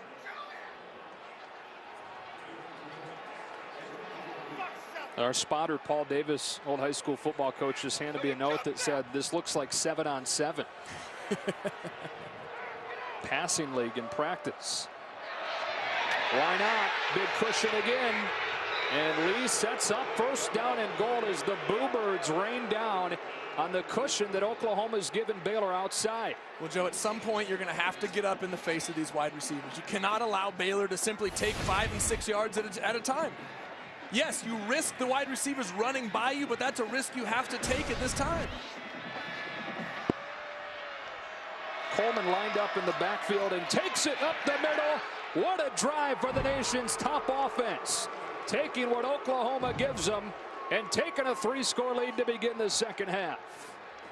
Joe, you hear the cliche, well, we just took what the defense gave us. You hear it every weekend in football. This is the perfect example. You give them 6 yards, I take 6 yards. You give them 7 yards, I take 7 yards. Now you put the defense on their heels, they're reeling. You put the the receiver back in the backfield as a running back. You've created so much space that he simply walks into the end zone. 6-time Corey Coleman has carried the ball this season. They had to have him carry the ball several times recently with their normal running backs banged up. That is a statement drive from the Bears, doing whatever they wanted. Petty perfect on the drive. Then they line Coleman up in the backfield and hand it to him. It's 31-14. Bears in front.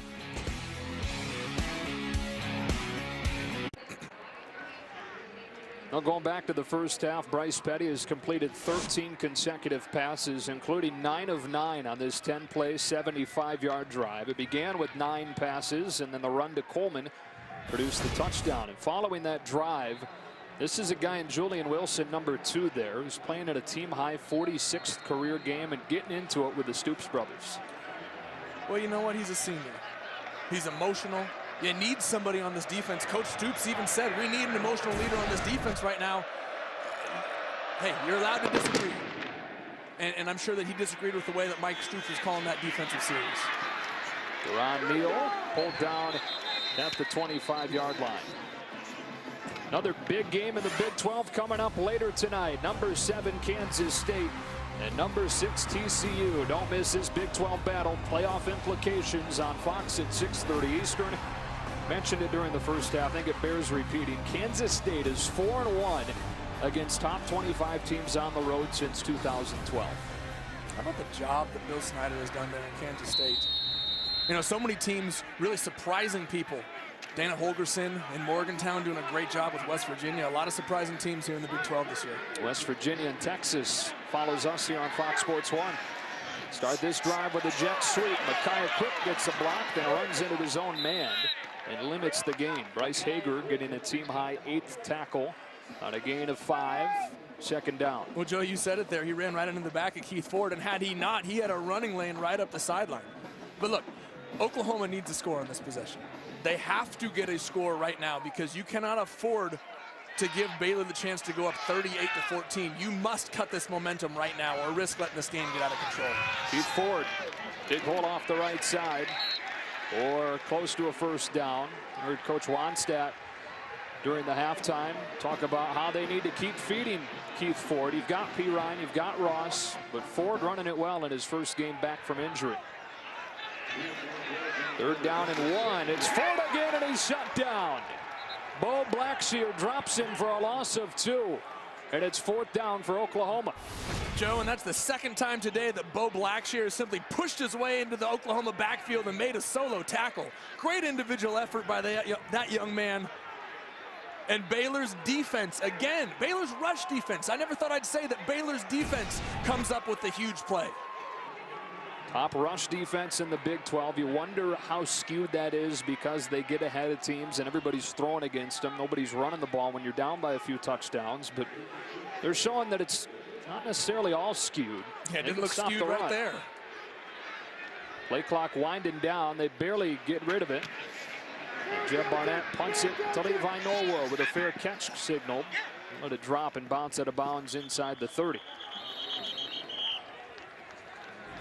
28 straight points for the Bears. Couple of touchdowns for Coleman. 1 on a go route. 1 where he lined up in the backfield. It's all Baylor right now.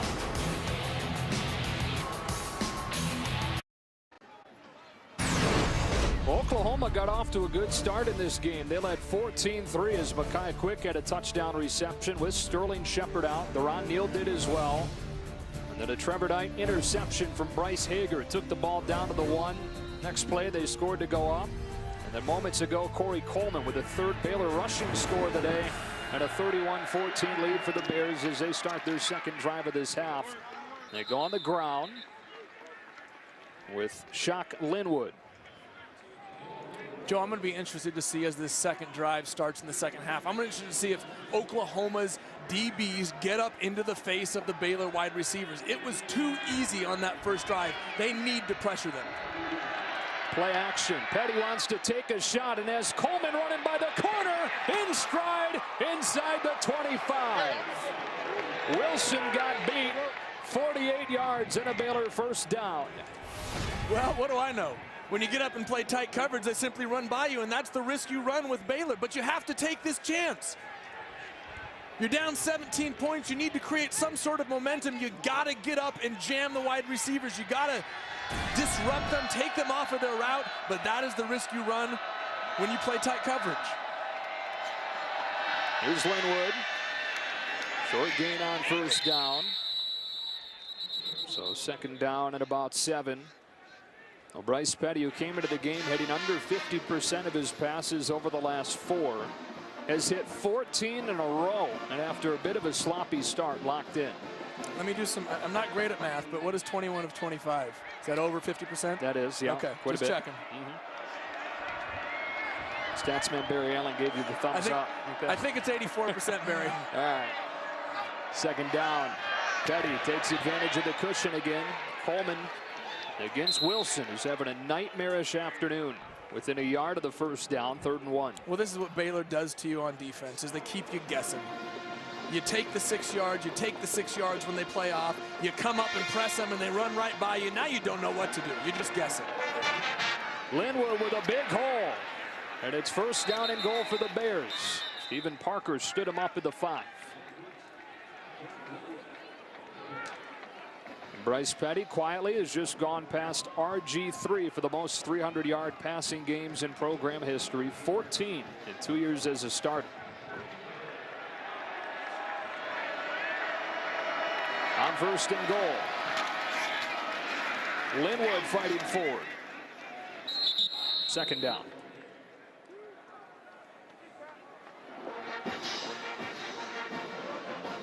You can hear a pin drop in here right now.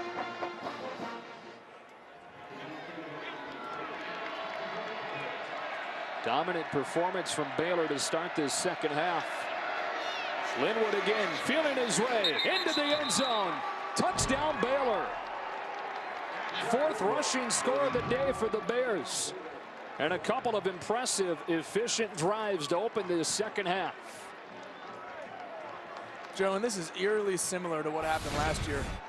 A close game in the first half, a little lower scoring in last year's game, but Baylor coming out and just putting the pedal down to start the second half. Remember, late in that first half, Michael Honeycutt had a 32-yard field goal that would have tied the game at 17. Missed it wide to the right.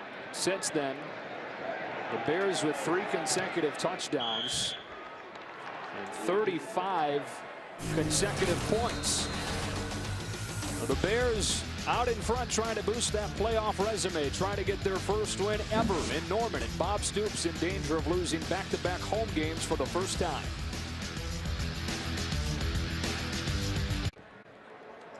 Fox Sports 1 College Football is presented by Kay Jewelers, and Bryce Petty in this Baylor offense with a couple of efficient drives to open the second half. Petty has now completed 15 consecutive passes. We talked with Art Briles about him this week. He said that there was a time early this year where he was trying to be perfect. Like you said, trying to replicate those amazing numbers from last year. But Art Briles and the staff loved where his head was at coming into this one. Just focused on the outcome rather than trying to be perfect with every throw. Well, yeah, his completion percentage is down, but he's still throwing an insane amount of touchdowns. I mean, the guy is throwing touchdowns at a higher rate than he did last year, and you cannot replicate last year. You can't do it. If you put that type of pressure on yourself, you're going to force yourself into situations where you get tight.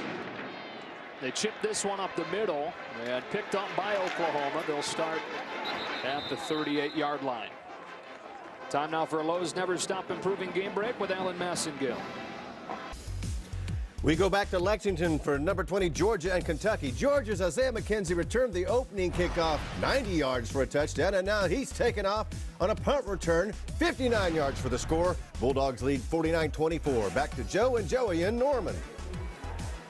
All right, Alan, good response for the Dogs. Joey, you were talking about Petty bouncing back mentally. Well, yeah, if you try and be perfect, you play tight. It's when you just let loose, relax, and throw the football, play instinctively like you know you can. That's when you play well, and that's what Bryce Petty is doing here today. Alex Ross in the game, a running back for the first time with a hole and with speed. Oklahoma needed a jolt, and Alex Ross gives it to him. On a run of 51 yards to the Baylor 11.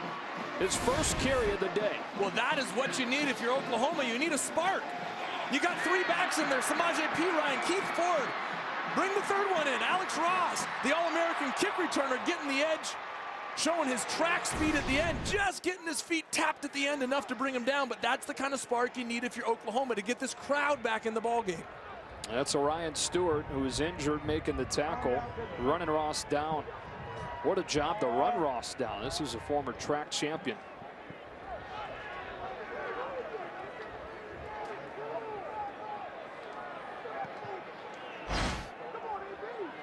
You hate to see the sophomore from Waco, Midway High School. His first season as a full-time starter. Injured on this play.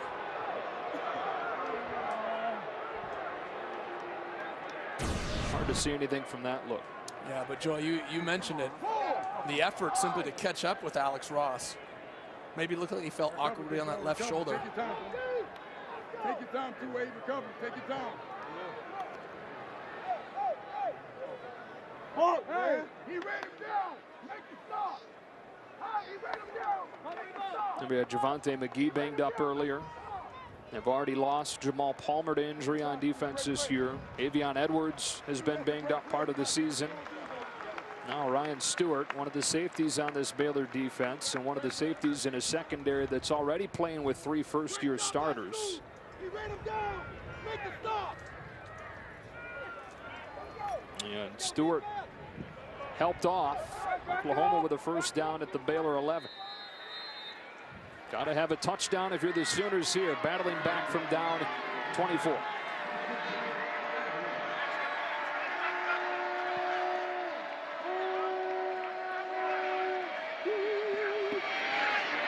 Again, it's Ross. Stop made by Alfred Pullum, who's in the game replacing Stewart. Remember, he had to come in for Terrell Burt earlier when Burt got banged up. Well, Joe, nice job by the left side of the offensive line there. Tyrus Thompson and Adam Shedd for Oklahoma, opening up a big hole. But like you mentioned, Alfred Pullum coming up and making the stop right in the hole. Offensive line for Oklahoma, one of the biggest, one of the best in the country. They're facing one of the top defenses in the Big 12 today. 2nd down and 6.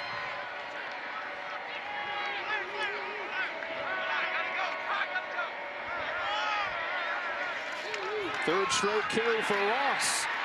Hager pulls him down a yard shy of the first down. 3rd down and 1. And what a huge tackle by Bryce Hager there. Ross had all sorts of room to the outside, and he hesitated for just a moment. That hesitation gave Hager just enough time to get there and make the tackle before the first down and the end zone. If Baylor stops him here, that could prove to be a huge mistake. What a day for Hager, 5th-year senior out of Austin, Texas. There's an interception as well. They motion a couple of men on 3rd down and short. Ross gets hit in the backfield and dropped. Xavier Howard off of the edge with KJ Smith. And now it's 4th down, and they'll go. Well, you have to go. You need a touchdown here. Field goals aren't going to do you any good at this point in the ball game. But again, the tackle by Bryce Hager setting up that 3rd down and now setting up the 4th. They go out of the gun with Ford back in the game at running back.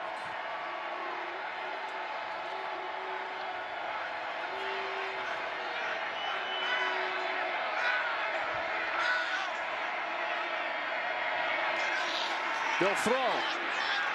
Knight scrambling. Gets away from Hager. Picks up a block and throws incomplete. Baylor comes up with a stop and takes over at the 3. Oklahoma with an impressive drive to march it down. They had it first down from the 11, couldn't get another first down. Bears have it on the other side.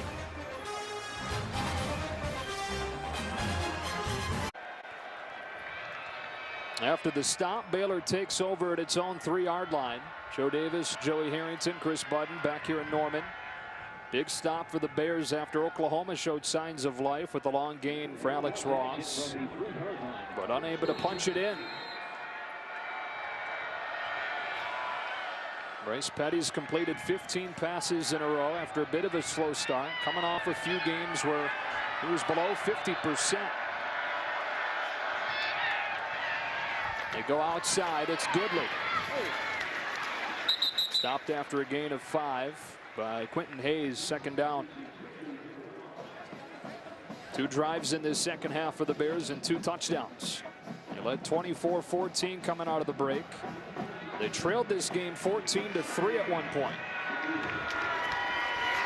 Linwood hit at the line of scrimmage. Stop the forward progress, blow the play dead, 3rd down. Joan, how many times today have we said this is a huge 3rd down for Oklahoma? I mean, these mistakes, these opportunities keep piling up. Oklahoma must get off the field. They have to kill Baylor's momentum somehow. 3rd down is how you do it. Petty looking this way towards Wilson. Coleman's got his 15th catch of the day. And Corey Coleman is across the 45. 15 catches for more than 200 yards. Joe, when you bring pressure to try and get home and disrupt the quarterback, you leave your corners out on an island. You leave them on their own, and if you don't get home and disrupt the timing of the quarterback, that's what happens. A free lane, easy access outside.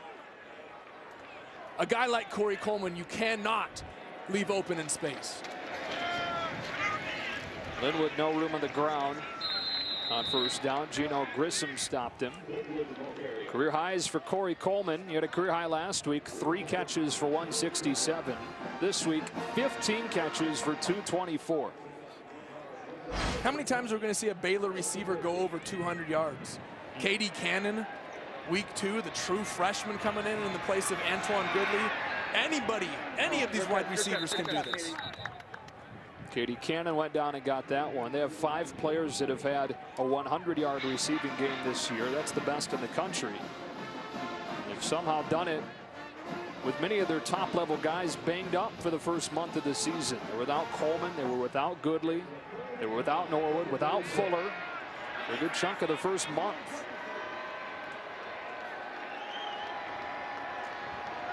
Third down and 5 for the Bears. You figure this is 4-down territory. Most of the field is for our Bryles team. Throwing the slant, Coleman again, right at the sticks, but dropped it. So it is 4th down at the 46. Well, there you go. There's a 3rd down stop for Oklahoma. And it looks as if they forced Baylor to punt the football. Surprised? Surprised at the punt? Yeah. No. I mean, you're up 24. Midway through the 3rd, you've got this game. The thing you cannot do is give momentum back to Oklahoma. You can't go for it on 4th down and get stopped. Now you got the ball at midfield. Force Oklahoma to march the length of the field. I agree with this call. They've gone for it on 4th down 28 times this year. 2nd most in the country. And incompletion, by the way, snapped a string of 18 consecutive completed passes by Bryce Petty. Play clock was showing double zeros. Delay of game, offense, 5-yard penalty, 4th down. They'll take the delay and then punt it into the wind.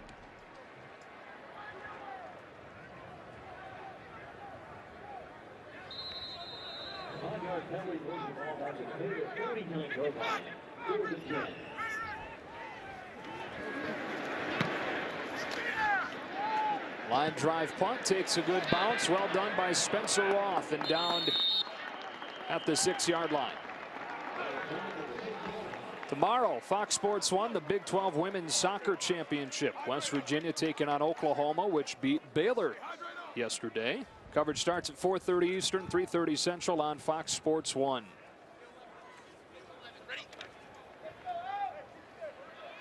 Dead quiet in this place. 89-6 here under Bob Stoops. They've never lost back-to-back home games at Memorial Stadium with Bob Stoops as head coach. And we'll need a monster comeback to avoid that happening for the first time.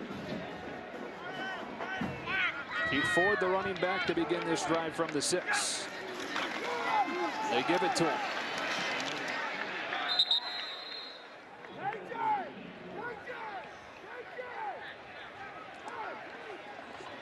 Taylor Young making the stop. 2nd down and 7. And again, they're without Sterling Shepard, their top receiver, their top big play threat on the outside. Knight having to deal without him. So short-handed trying to make this comeback. They'll swing it outside. Ford makes one man miss. And then pushed out of bounds by Hager, who is hurt on that far sideline. Bryce Hager is down. Well, that's not good for Baylor. You've already lost Jamal Palmer. Javonte McGee went down early in the game. Orion Stewart. If you lose Bryce Hager, that's 4 potential starters for this defense that could be out. Here's Bryce Hager right in the middle of your screen.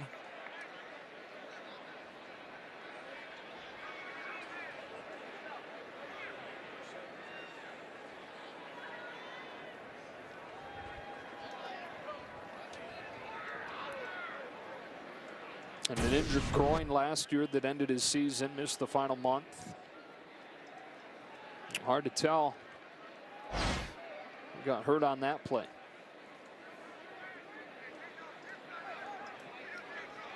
Good to see Hager help to his feet. Walks it off under his own power. What a day it's been for him. Had an interception that he took back to the 1-yard line. He's the team leader in tackles, 9 today. 5th-year senior from Austin, on his way to a 3rd All-Big 12 honor this year, likely. Well, Joe, and I'd argue that the most important of those tackles came on second down and goal on that last play for Oklahoma. Here's 3rd down and short, and they roll Knight outside to KJ Young to extend the drive against Ryan Reed. Finally, something positive, something to cheer for Oklahoma. I mean, you got to look for the little things right now, something to build on. Get a little momentum, get a little crowd, convert a 1st down, and then try and get some points to get back into this ballgame. Has one-on-one on the outside and takes advantage, hitting Deron Neal, but a flag down in the backfield. Hold it. Number 79 offense. 10-yard penalty. 1st down. 2nd time Darrell Williams has been called for a holding penalty to erase a 1st down pickup today. Joe, and it seems like every time there's something positive for Oklahoma, they shoot themselves in the foot. I mean, the mistakes continue to pile up. Costly mistakes. Roughing the punter. Inopportune holding calls. Interceptions. You can't make those type of mistakes against a great team like Baylor. 6 penalties for 54 yards on Bob Stoops' team. And instead of a 1st down out across the 30, it's a 1st down back at the 11. 1st down and 20 for the Sooners.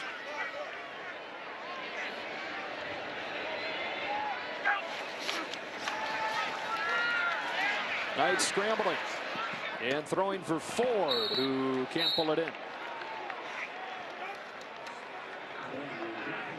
Anything in particular that you've seen Baylor do today that's given Oklahoma trouble? Or is it more those self-afflicted wounds you're talking about? Well, I think that's the key right now is anytime Oklahoma gets any sort of momentum, they're shooting themselves in the foot. I mean, they had the start of a nice drive going there. But instead, now they're knocking all the way back. They're 2nd and 20 right now. Your playbook closes up so much in long yardage situations, and it gives a great advantage to the defense. Knight throws one into coverage.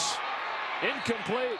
Grant Campbell, who's replaced Bryce Hager, thought that he had an interception, but they say incomplete, 3rd and long. Well, that's exactly what long yardage situations force quarterbacks to do, is you think you have to get it all back in one chunk. You push the ball down the field into tight coverage, into windows where you shouldn't, and you give the defense a chance to make big plays like that. Long yardage situations are so difficult, especially for a young quarterback.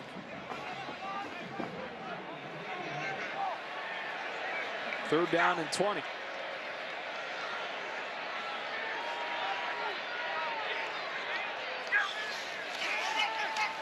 Twist is picked up. Knight taking a shot for one-on-one. Incomplete. Neal well defended by Reed, and Oklahoma's got a punt.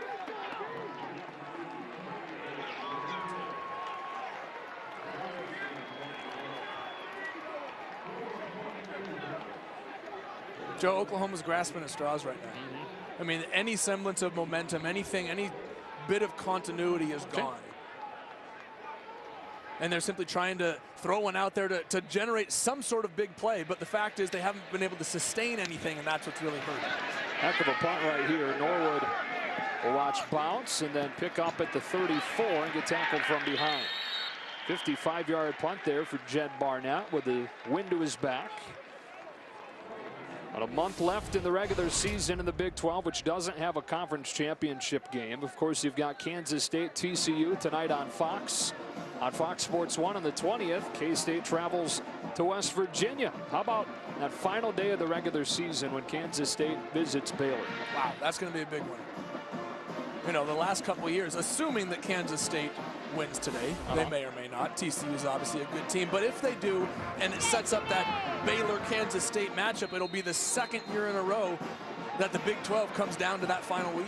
Last year, Baylor, Texas, in the final game in the old Floyd Casey Stadium. Decided the title, which Baylor won. Empty set to start the drive. Antoine Goodley thrown out by Zach Sanchez. K-State and TCU later tonight, 6:30 Eastern on Fox. Kansas State with a perfect conference record. The one loss coming at home against Auburn. 3 yards on the play, brings up 2nd and 7. Flag down.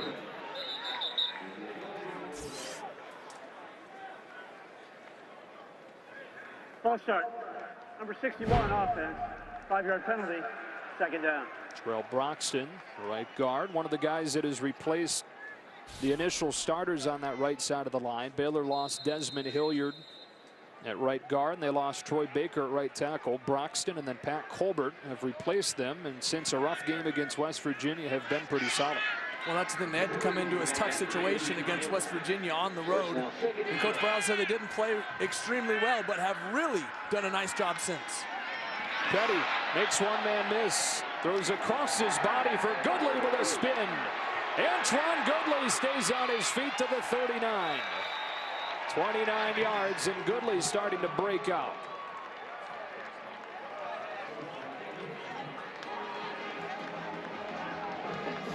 Joe, Antoine Goodley, who's been so frustrated this year because of the injury, because defensive keying on him, does a nice job of getting himself open for a quarterback on a scramble and then does the rest on his own. Coleman in the backfield again. Jukes his way to the 36. We go back to that last play. Joe, again, Oklahoma bringing the pressure. Bryce Petty gets the defender up in the air, gets Stryker to jump, and then slides over. Goodley does a nice job, thinks he's going to get the ball there, finds himself a vacated spot, gives a little spin, and the All-American senior does the rest on his own. Bryce Petty doing a nice job of leading these Baylor Bears today. Third quarter comes to a close. Bears outscore the Sooners 14-0 in this third and have a commanding lead as we go to the fourth. Talking about boosting your playoff resume, this is one way to do it. Dominating number 15 on the road.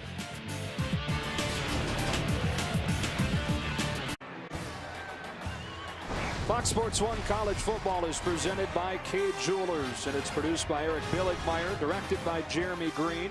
Brian Peterman, our associate director. Ben Toda, the broadcast associate. Chris Adams-Wall handling computer stats with Barry Allen. Talent stats, Paul Davis, our talent spotter, Joe Davis, Joey Harrington, Chris Budden. The Bears 15 minutes away from winning in Norman for the first time and winning a road top 25 game for the first time since the year that Bryce Petty was born back in 1991. You know what I wonder, Joe? Is this the moment when Baylor breaks out of the, let's not call it a bias, but the belief that they can't crack that glass ceiling, that they don't play a tough enough schedule, that they don't have what it takes to be a true top 10 team? I think we're seeing one of the best teams in the country put a thumping on a very good team on the road. They start this fourth quarter with a 2nd down. And Petty out of an empty set like he was for much of the third. It opens up in the middle and he takes off. Going down shy of the 30. And you talked about that schedule. I mean, statistically speaking, the schedule is not good. 109th nationally as far as opponents' win percentage. That's second worst among the one-loss teams in the top 25. Duke, the only team that has a worst opponent's winning percentage. But in all fairness, they haven't played the meat of their Big 12 schedule. They got Oklahoma today. They finished the season with Kansas State. The teams they played in the Big 12 up to this point have helped contribute to that. Yeah, and up the middle goes Chafin with a first down inside the 20.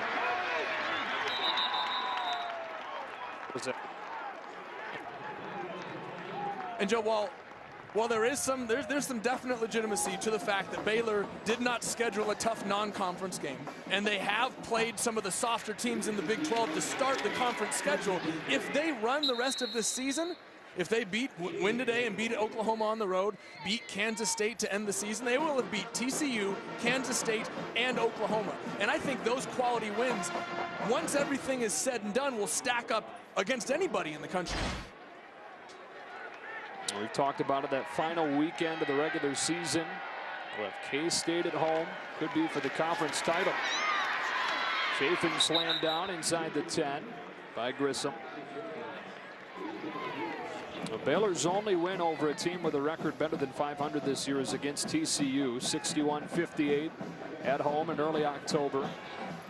This is certainly their most impressive game of the season. Well, Joan, I think we'd all agree that TCU is a pretty good football team, right?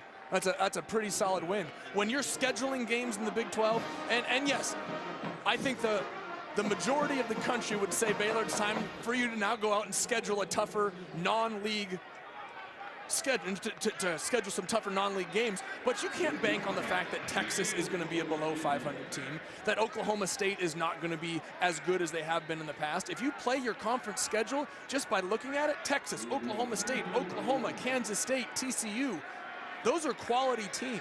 And to run that schedule, I think, is deserving to be in the discussion at the end. Chris Callahan has nailed 12 in a row after starting the season 1 for 6. It was 14-3 Oklahoma at one point. The Bears have ripped off 38 in a row, largely because of the performance of that guy, Bryce Petty. And Oklahoma in danger of losing back-to-back home games for the first time under Bob Stoops.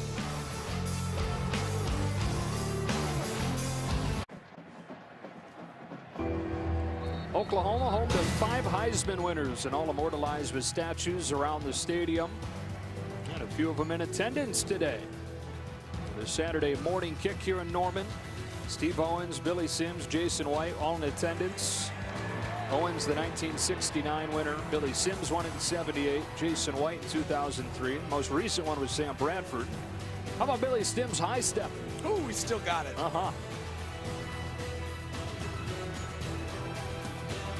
Not much to cheer about, though. Memorial Stadium today for Oklahoma after that first quarter where they led 14-3. Baylor came out in the second half and from the opening drive absolutely dominated.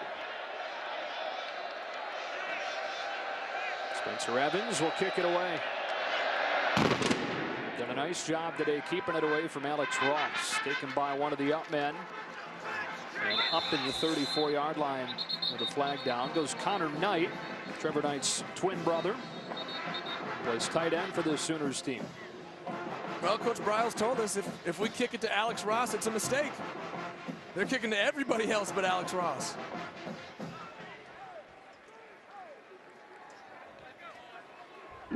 Offside on the kicking team, number 7. That 5-yard penalty will be enforced from the end of the kick, first down.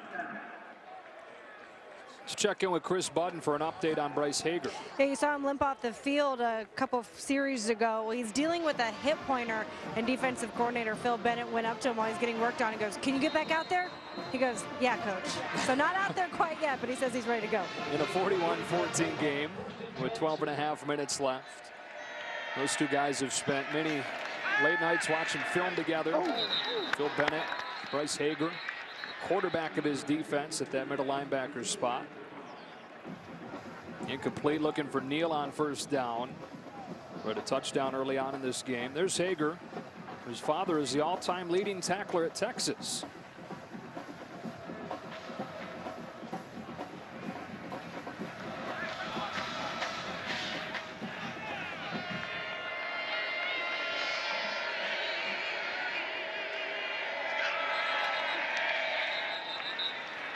Flag coming in. And a false start.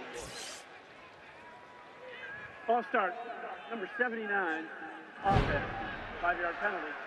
Second down. Rough day for Darrell Williams. Now this is Oklahoma has not played well today, but it's time to start giving Baylor some credit. Right. They're better than the 12th team in the country. Absolutely. I mean, you mentioned the time that Coach Bennett and Bryce Hager have spent together. Everybody thinks Baylor is just an offensive team. This defense is playing good football this year, and they're holding to good football teams to very small amounts of yards. This is a well-rounded, very well-coached Baylor football team. Neal has it against Howard. Sets up a manageable third down. The defense under Bennett in his 4 seasons there has improved each year. Coming to this game, 31st nationally in scoring defense. His first season, they were 113th in the country. I love the way that Coach Bennett has just little by little changed the philosophy, changed the mentality of this defense. You know, guys like Bryce Hager have been around for a while. Sean Oakman has developed into a tremendous player from last year. Andrew Billings on the inside, young man from Waco High School, has helped contribute to the turnaround of this Baylor defense. This is a group effort. Oakman gets Knight 2 yards short of the first down. So 4th down and about 2 for the Sooners. I'm talking about the turnaround under Phil Bennett in his 4 seasons. Remarkable what he's done. And inherently, with the way the offense plays, you're put at a disadvantage as a defense because the offense goes so quickly. And yeah, you're going to have a lot of points, so you can give up more, but you're going to be on the field a lot. Well, that's the key. You're going to be playing defense for somewhere between 80 and 100 plays per game. And Coach Bennett mentioned the rotation, losing Jamal Palmer, Javonte McGee, but he's developed enough talent to fill in those gaps, and boy, have they filled in well.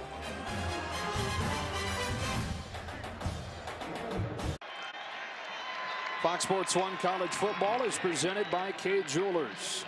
There's a mascot eating somebody. And here is a 4th down and 2. Ford motions out. Knight under pressure and stays on his feet long enough to extend the play, but that's all. Sack back at the 31. Grant Campbell is filled in nicely for Bryce Hager, combining to sack Knight, who was slow to get up.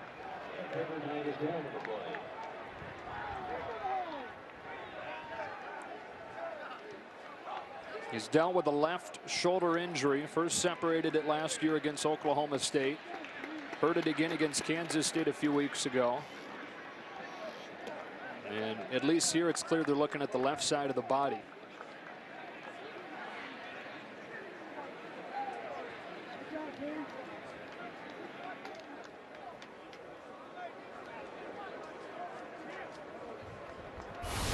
Joe, Trevor Knight took a big cleanup shot here at the end.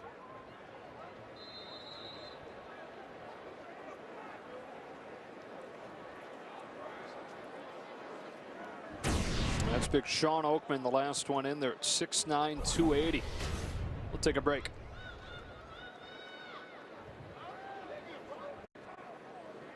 Well, Trevor Knight still down after that sack play on 3rd down. Entire training staff around the sophomore from San Antonio, Texas.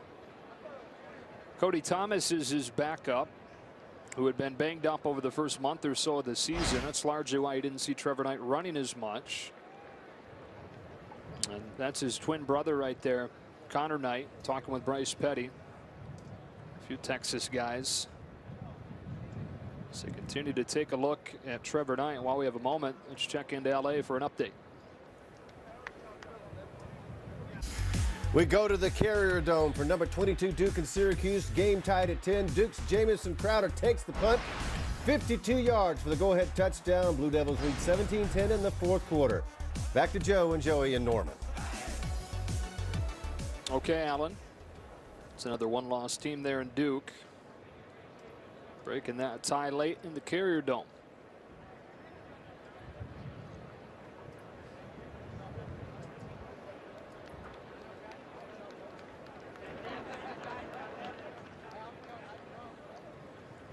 And they're getting Knight onto a board. We'll update it in a moment after this. A tough moment to watch here in Norman. Oklahoma quarterback Trevor Knight sacked on a 4th down play, unable to get up, and has now been put onto a stretcher and onto the cart. And does put a sign to the crowd as they take him off.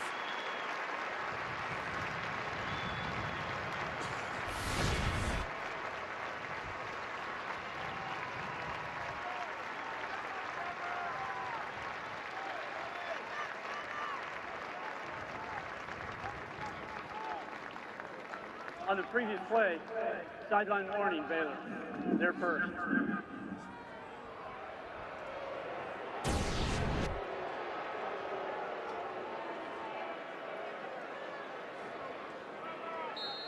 So we'll eagerly await over the coming hours here an update on Knight's condition, which, you know, everybody here is wondering about, everybody watching at home.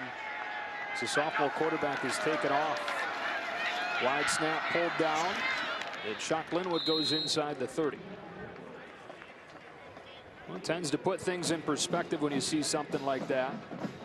Guy that's been under heat after a monster finish to last season. We talked about the expectations being a little bit unfair for him coming into this year. One thing remains, regardless of the numbers for Trevor Knight, the remarkable fact that he's a team captain as a sophomore. This is a guy that is incredibly well respected by the guys that he shares a locker room with. Well, absolutely, and it doesn't change the fact that he's a 19 or 20-year-old young man. Yeah. I mean, no matter how many interceptions you throw at key times during ball games, it doesn't take away from the fact that he's a good person, a good young man who's trying his best out here, and you hate to see something like that happen.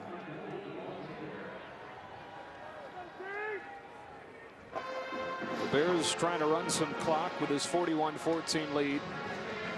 Game was 14-3 Oklahoma during the first quarter, with Arbrile's offense struggling to get in gear. The offense never looked spectacular in the first half, but this entire second half has been as impressive as this #1 rated offense has been at any point. Well, I think this team has been as impressive as they have been at any point this year. And I think if you're a voter in the college football playoff poll, you have to take notice of this. I mean, this is a good Oklahoma team. This is a team that lost 2 games to top 10 teams by a combined total of 5 points. And Baylor has come into Norman and absolutely dominated this football game. One loss for the Bears came against West Virginia on the road a couple of weeks ago. You get rid of that, and they're no doubt one of the top 4 teams in the country. And I think with this performance today, even with the 1 loss, they're going to jump higher than being the 9th ranked 1-loss team, according to the committee. Linwood on 4th down will convert across the 20. Well, even if they don't move up in the minds of the voters, they're simply going to move up by the fact that there's 6 games being played today involving ranked teams, and some teams ahead of them are going to lose. They're behind a 2-loss team right now as well in Ole Miss, who's 1 spot ahead of them. Well, yeah, TCU plays K-State, 1 and 2. Arizona State plays Notre Dame. Alabama and Oregon both have big games against LSU and Utah respectively, who are outside of the top 10. But at the very least, 2 of those teams are going to fall out of the 10, which would leave a spot for Baylor. Yep, either Notre Dame or Arizona State, and then either TCU or K-State, and then a chance, like you said, up at the top of the rankings for a couple of top 5 teams. Tough top 25 games as well. 30-second break in a 41-14 game. Back to Norman after this.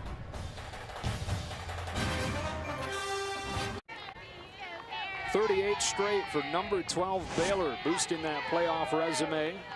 And going to get their first win in program history in Norman after 11 losses in a series where they dropped the first 20 games overall. They'll move to 3-1 in the last 4 meetings with Oklahoma. Joe Davis, Joey Harrington, Chris Budden, and Shock Linwood. Runs for a few yards and keeps those feet churning. Shuka Ndulaway makes a tackle. More opportunities ahead for Baylor as well. They got a bye next, and then Oklahoma State not having a good year, but a talented football team that'll go down to Waco November 22nd. Neutral site game against Texas Tech on the 29th at AT&T Stadium in Arlington, and then they'll finish up December 6th, final Saturday of the season, and what really could be a play-in game into the college football playoff, obviously depending on what happens over the coming month. We know that plenty can happen over that stretch. Chuck Linwood slipping his way in for another Baylor touchdown from 15 yards. And the Bears strike again. Now 44 consecutive points against Oklahoma.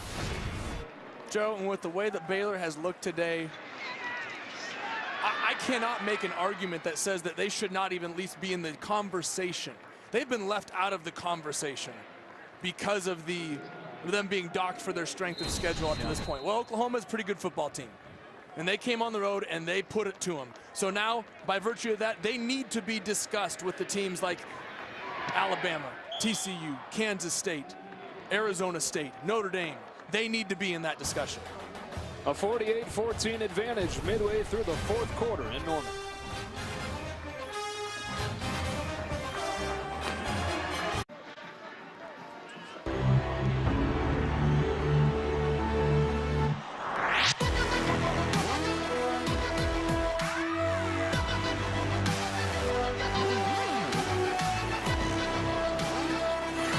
You said it, Joey. This is a Baylor team right now considered among the bottom part of the one-loss teams.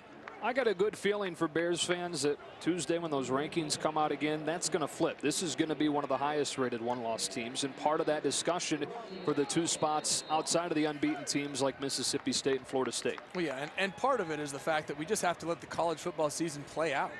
I mean, you're looking at this, a single snapshot this week based on what you've done up to this point of the season, but some teams have backloaded schedule. Some teams have played their quality games to start the year, and as this college football season plays out, we see it every year, Joe. Teams lose in November. The pressure builds.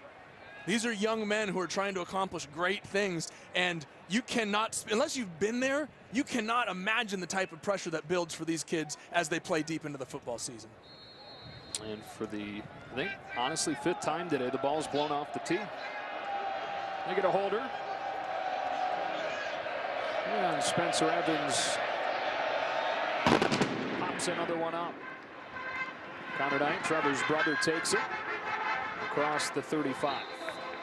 How about our Academy Sports and Outdoors Right Stuff Player of the Game? It's Corey Coleman. What a day for him. 3 catches for $167 last week. It was the big plays. This week, it was the quantity of plays. 15 catches for $224 for the sophomore. Well, Corey Coleman was all over the place. 7 touchdowns over the last 5 games. Adds another couple to that total. Look, the depth of this receiving core for Baylor is incredible. To have a consensus All-American and Antoine Goodley last year, missed the first 3 games, have him be replaced by a true freshman who midway through the season was leading the country in receiving. And now, oh, by the way, their third guy, Corey Coleman, happens to catch 15 balls for 200+ yards and a couple of touchdowns. That's talent. Alex Ross runs for a first down. For those of you tuning in for the West Virginia-Texas game, we'll get you out there immediately at the conclusion of our game. And in the meantime, flip over to Fox Sports 2 or stream it on the Fox Sports Go app or foxsportsgo.com. West Virginia and Texas down in Austin. Cody Thomas in the game now. Micaiah Quick goes up to grab it. Patiently waits for Young to set up the block. And gets a few. Terrell Burt makes a tackle.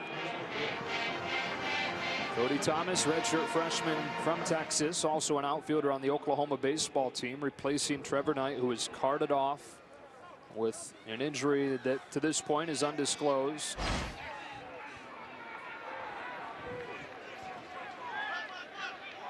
Who would have thought the 6:50 mark of this fourth quarter, you'd have Cody Thomas in the game in front of a mostly empty stadium.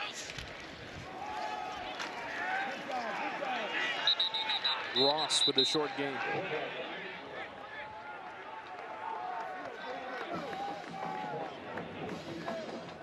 You think Baylor is 48-14 better than Oklahoma?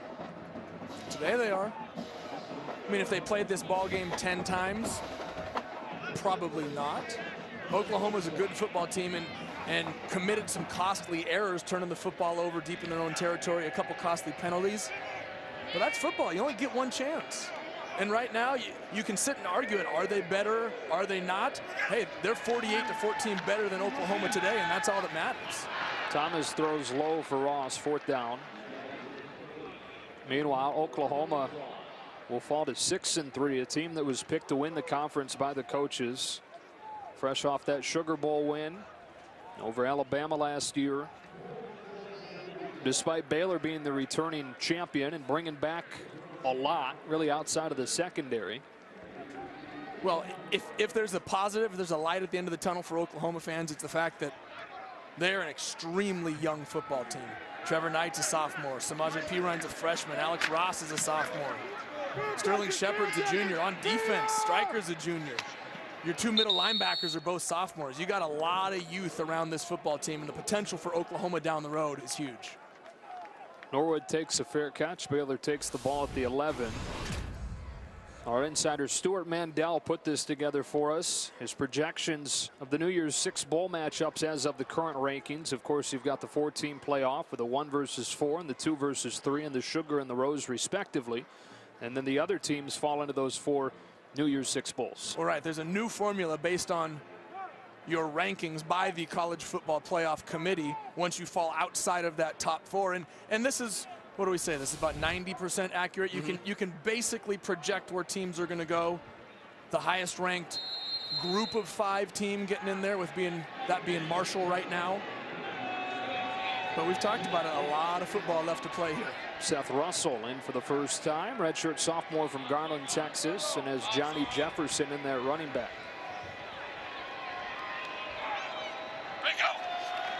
High snap is pulled down, and Jefferson hits the hole hard and goes up to the 20. Let's check in with Chris Budden. Yeah, quick update on Trevor Knight. He is still in the locker room. He's getting x-rays right now. There is an ambulance parked outside of the locker room. They took a stretcher out of the ambulance, but they have not loaded him in it. Right now, Trevor Knight's still in the locker room. When I get more word, I'll give it to you guys. I appreciate it, Chris. Knight was carted off following a sack a few minutes ago in this 4th quarter.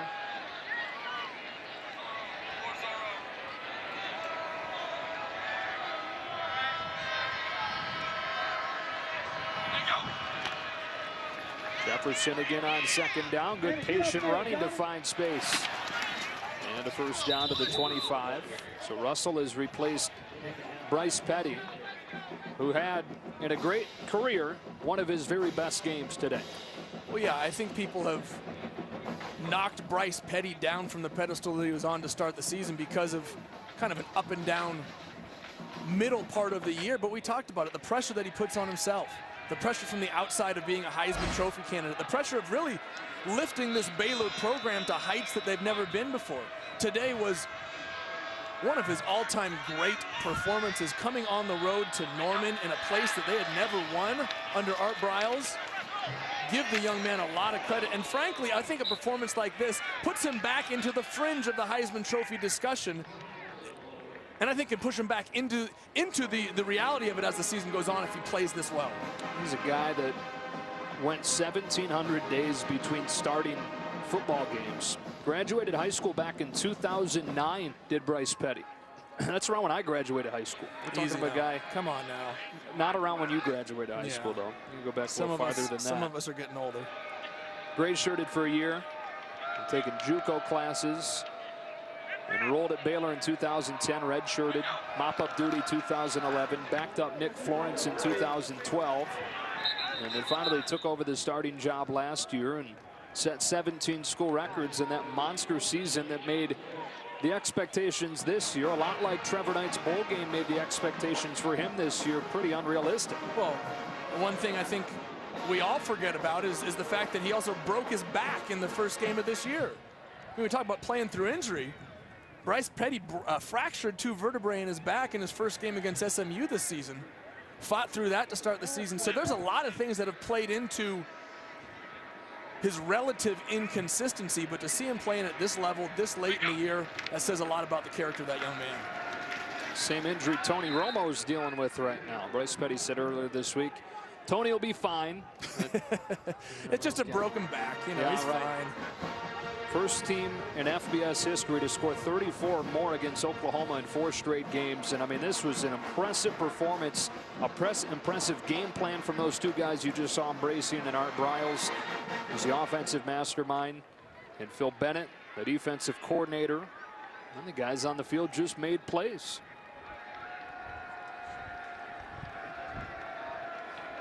Got to go back to 1991 to find the last time Baylor beat a top 25 team on the road.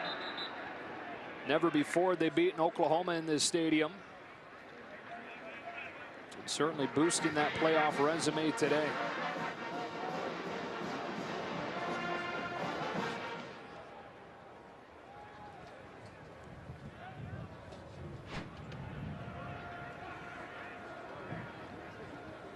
First time Baylor's won a game in this stadium, and Art Briles getting his first road win against a ranked opponent in 12 tries. Staggering to think about, with all the success that he's had in his time at Baylor, that they've not gotten a true road win against a top 25 team. They've got neutral site wins, they've gotten wins in bowl games against the top 25, but until now, never has Art Briles taken a team into an opposing team stadium ranked in the top 25 and come out with a win. Well, and I think that's been part of the criticism. I mean, you factor in the schedule, the soft non-conference schedule, the fact that they've never gone on the road and beaten one of the best in the conference. Hey, knock one of those off the list. This is a good Oklahoma football team. Norman is always a tough place to play, and they came in and dominated. That's kind of a part of the logical progression, right, for Art Briles in this program. First, it was going to a bowl game. Remember, not too long ago, 5 years ago, this team went 4-8. They missed out on a bowl game for their 16th consecutive year. So they finally get to a bowl. They win a bowl game. They have a Heisman Trophy winner in Robert Griffin. They win a conference title last year and go to a BCS bowl. They get a new stadium, and now here they are. It's a very big part of the playoff discussion in the first year of this format. Art Briles, who signed an extension during the offseason, has him under contract through 2023. All kinds of overtures for him that included from Texas during the offseason. They obviously went the Charlie Strong route.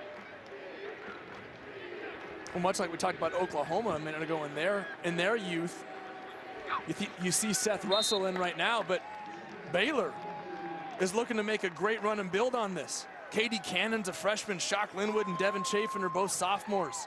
Corey Coleman's a sophomore. On the other side of the ball, Andrew Billings, who coach called probably their defensive MVP, is a sophomore. I mean, you have youth all over this football team, and Baylor is set up to be a dominant team in the Big 12 for a long time.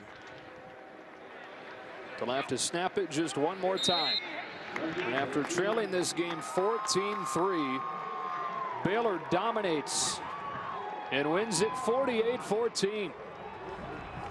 Wanted Oklahoma in that second half to less than 100 yards. They moved to 8-1 in the season and likely into the top 10 when those rankings come out on Tuesday. For Joey Harrington and Chris Budden, the rest of our crew, Joe Davis saying so long from Norman. Right now, let's get you to West Virginia, Texas. Craig Bolerjack, Ryan Neese with a call. Take it away, guys.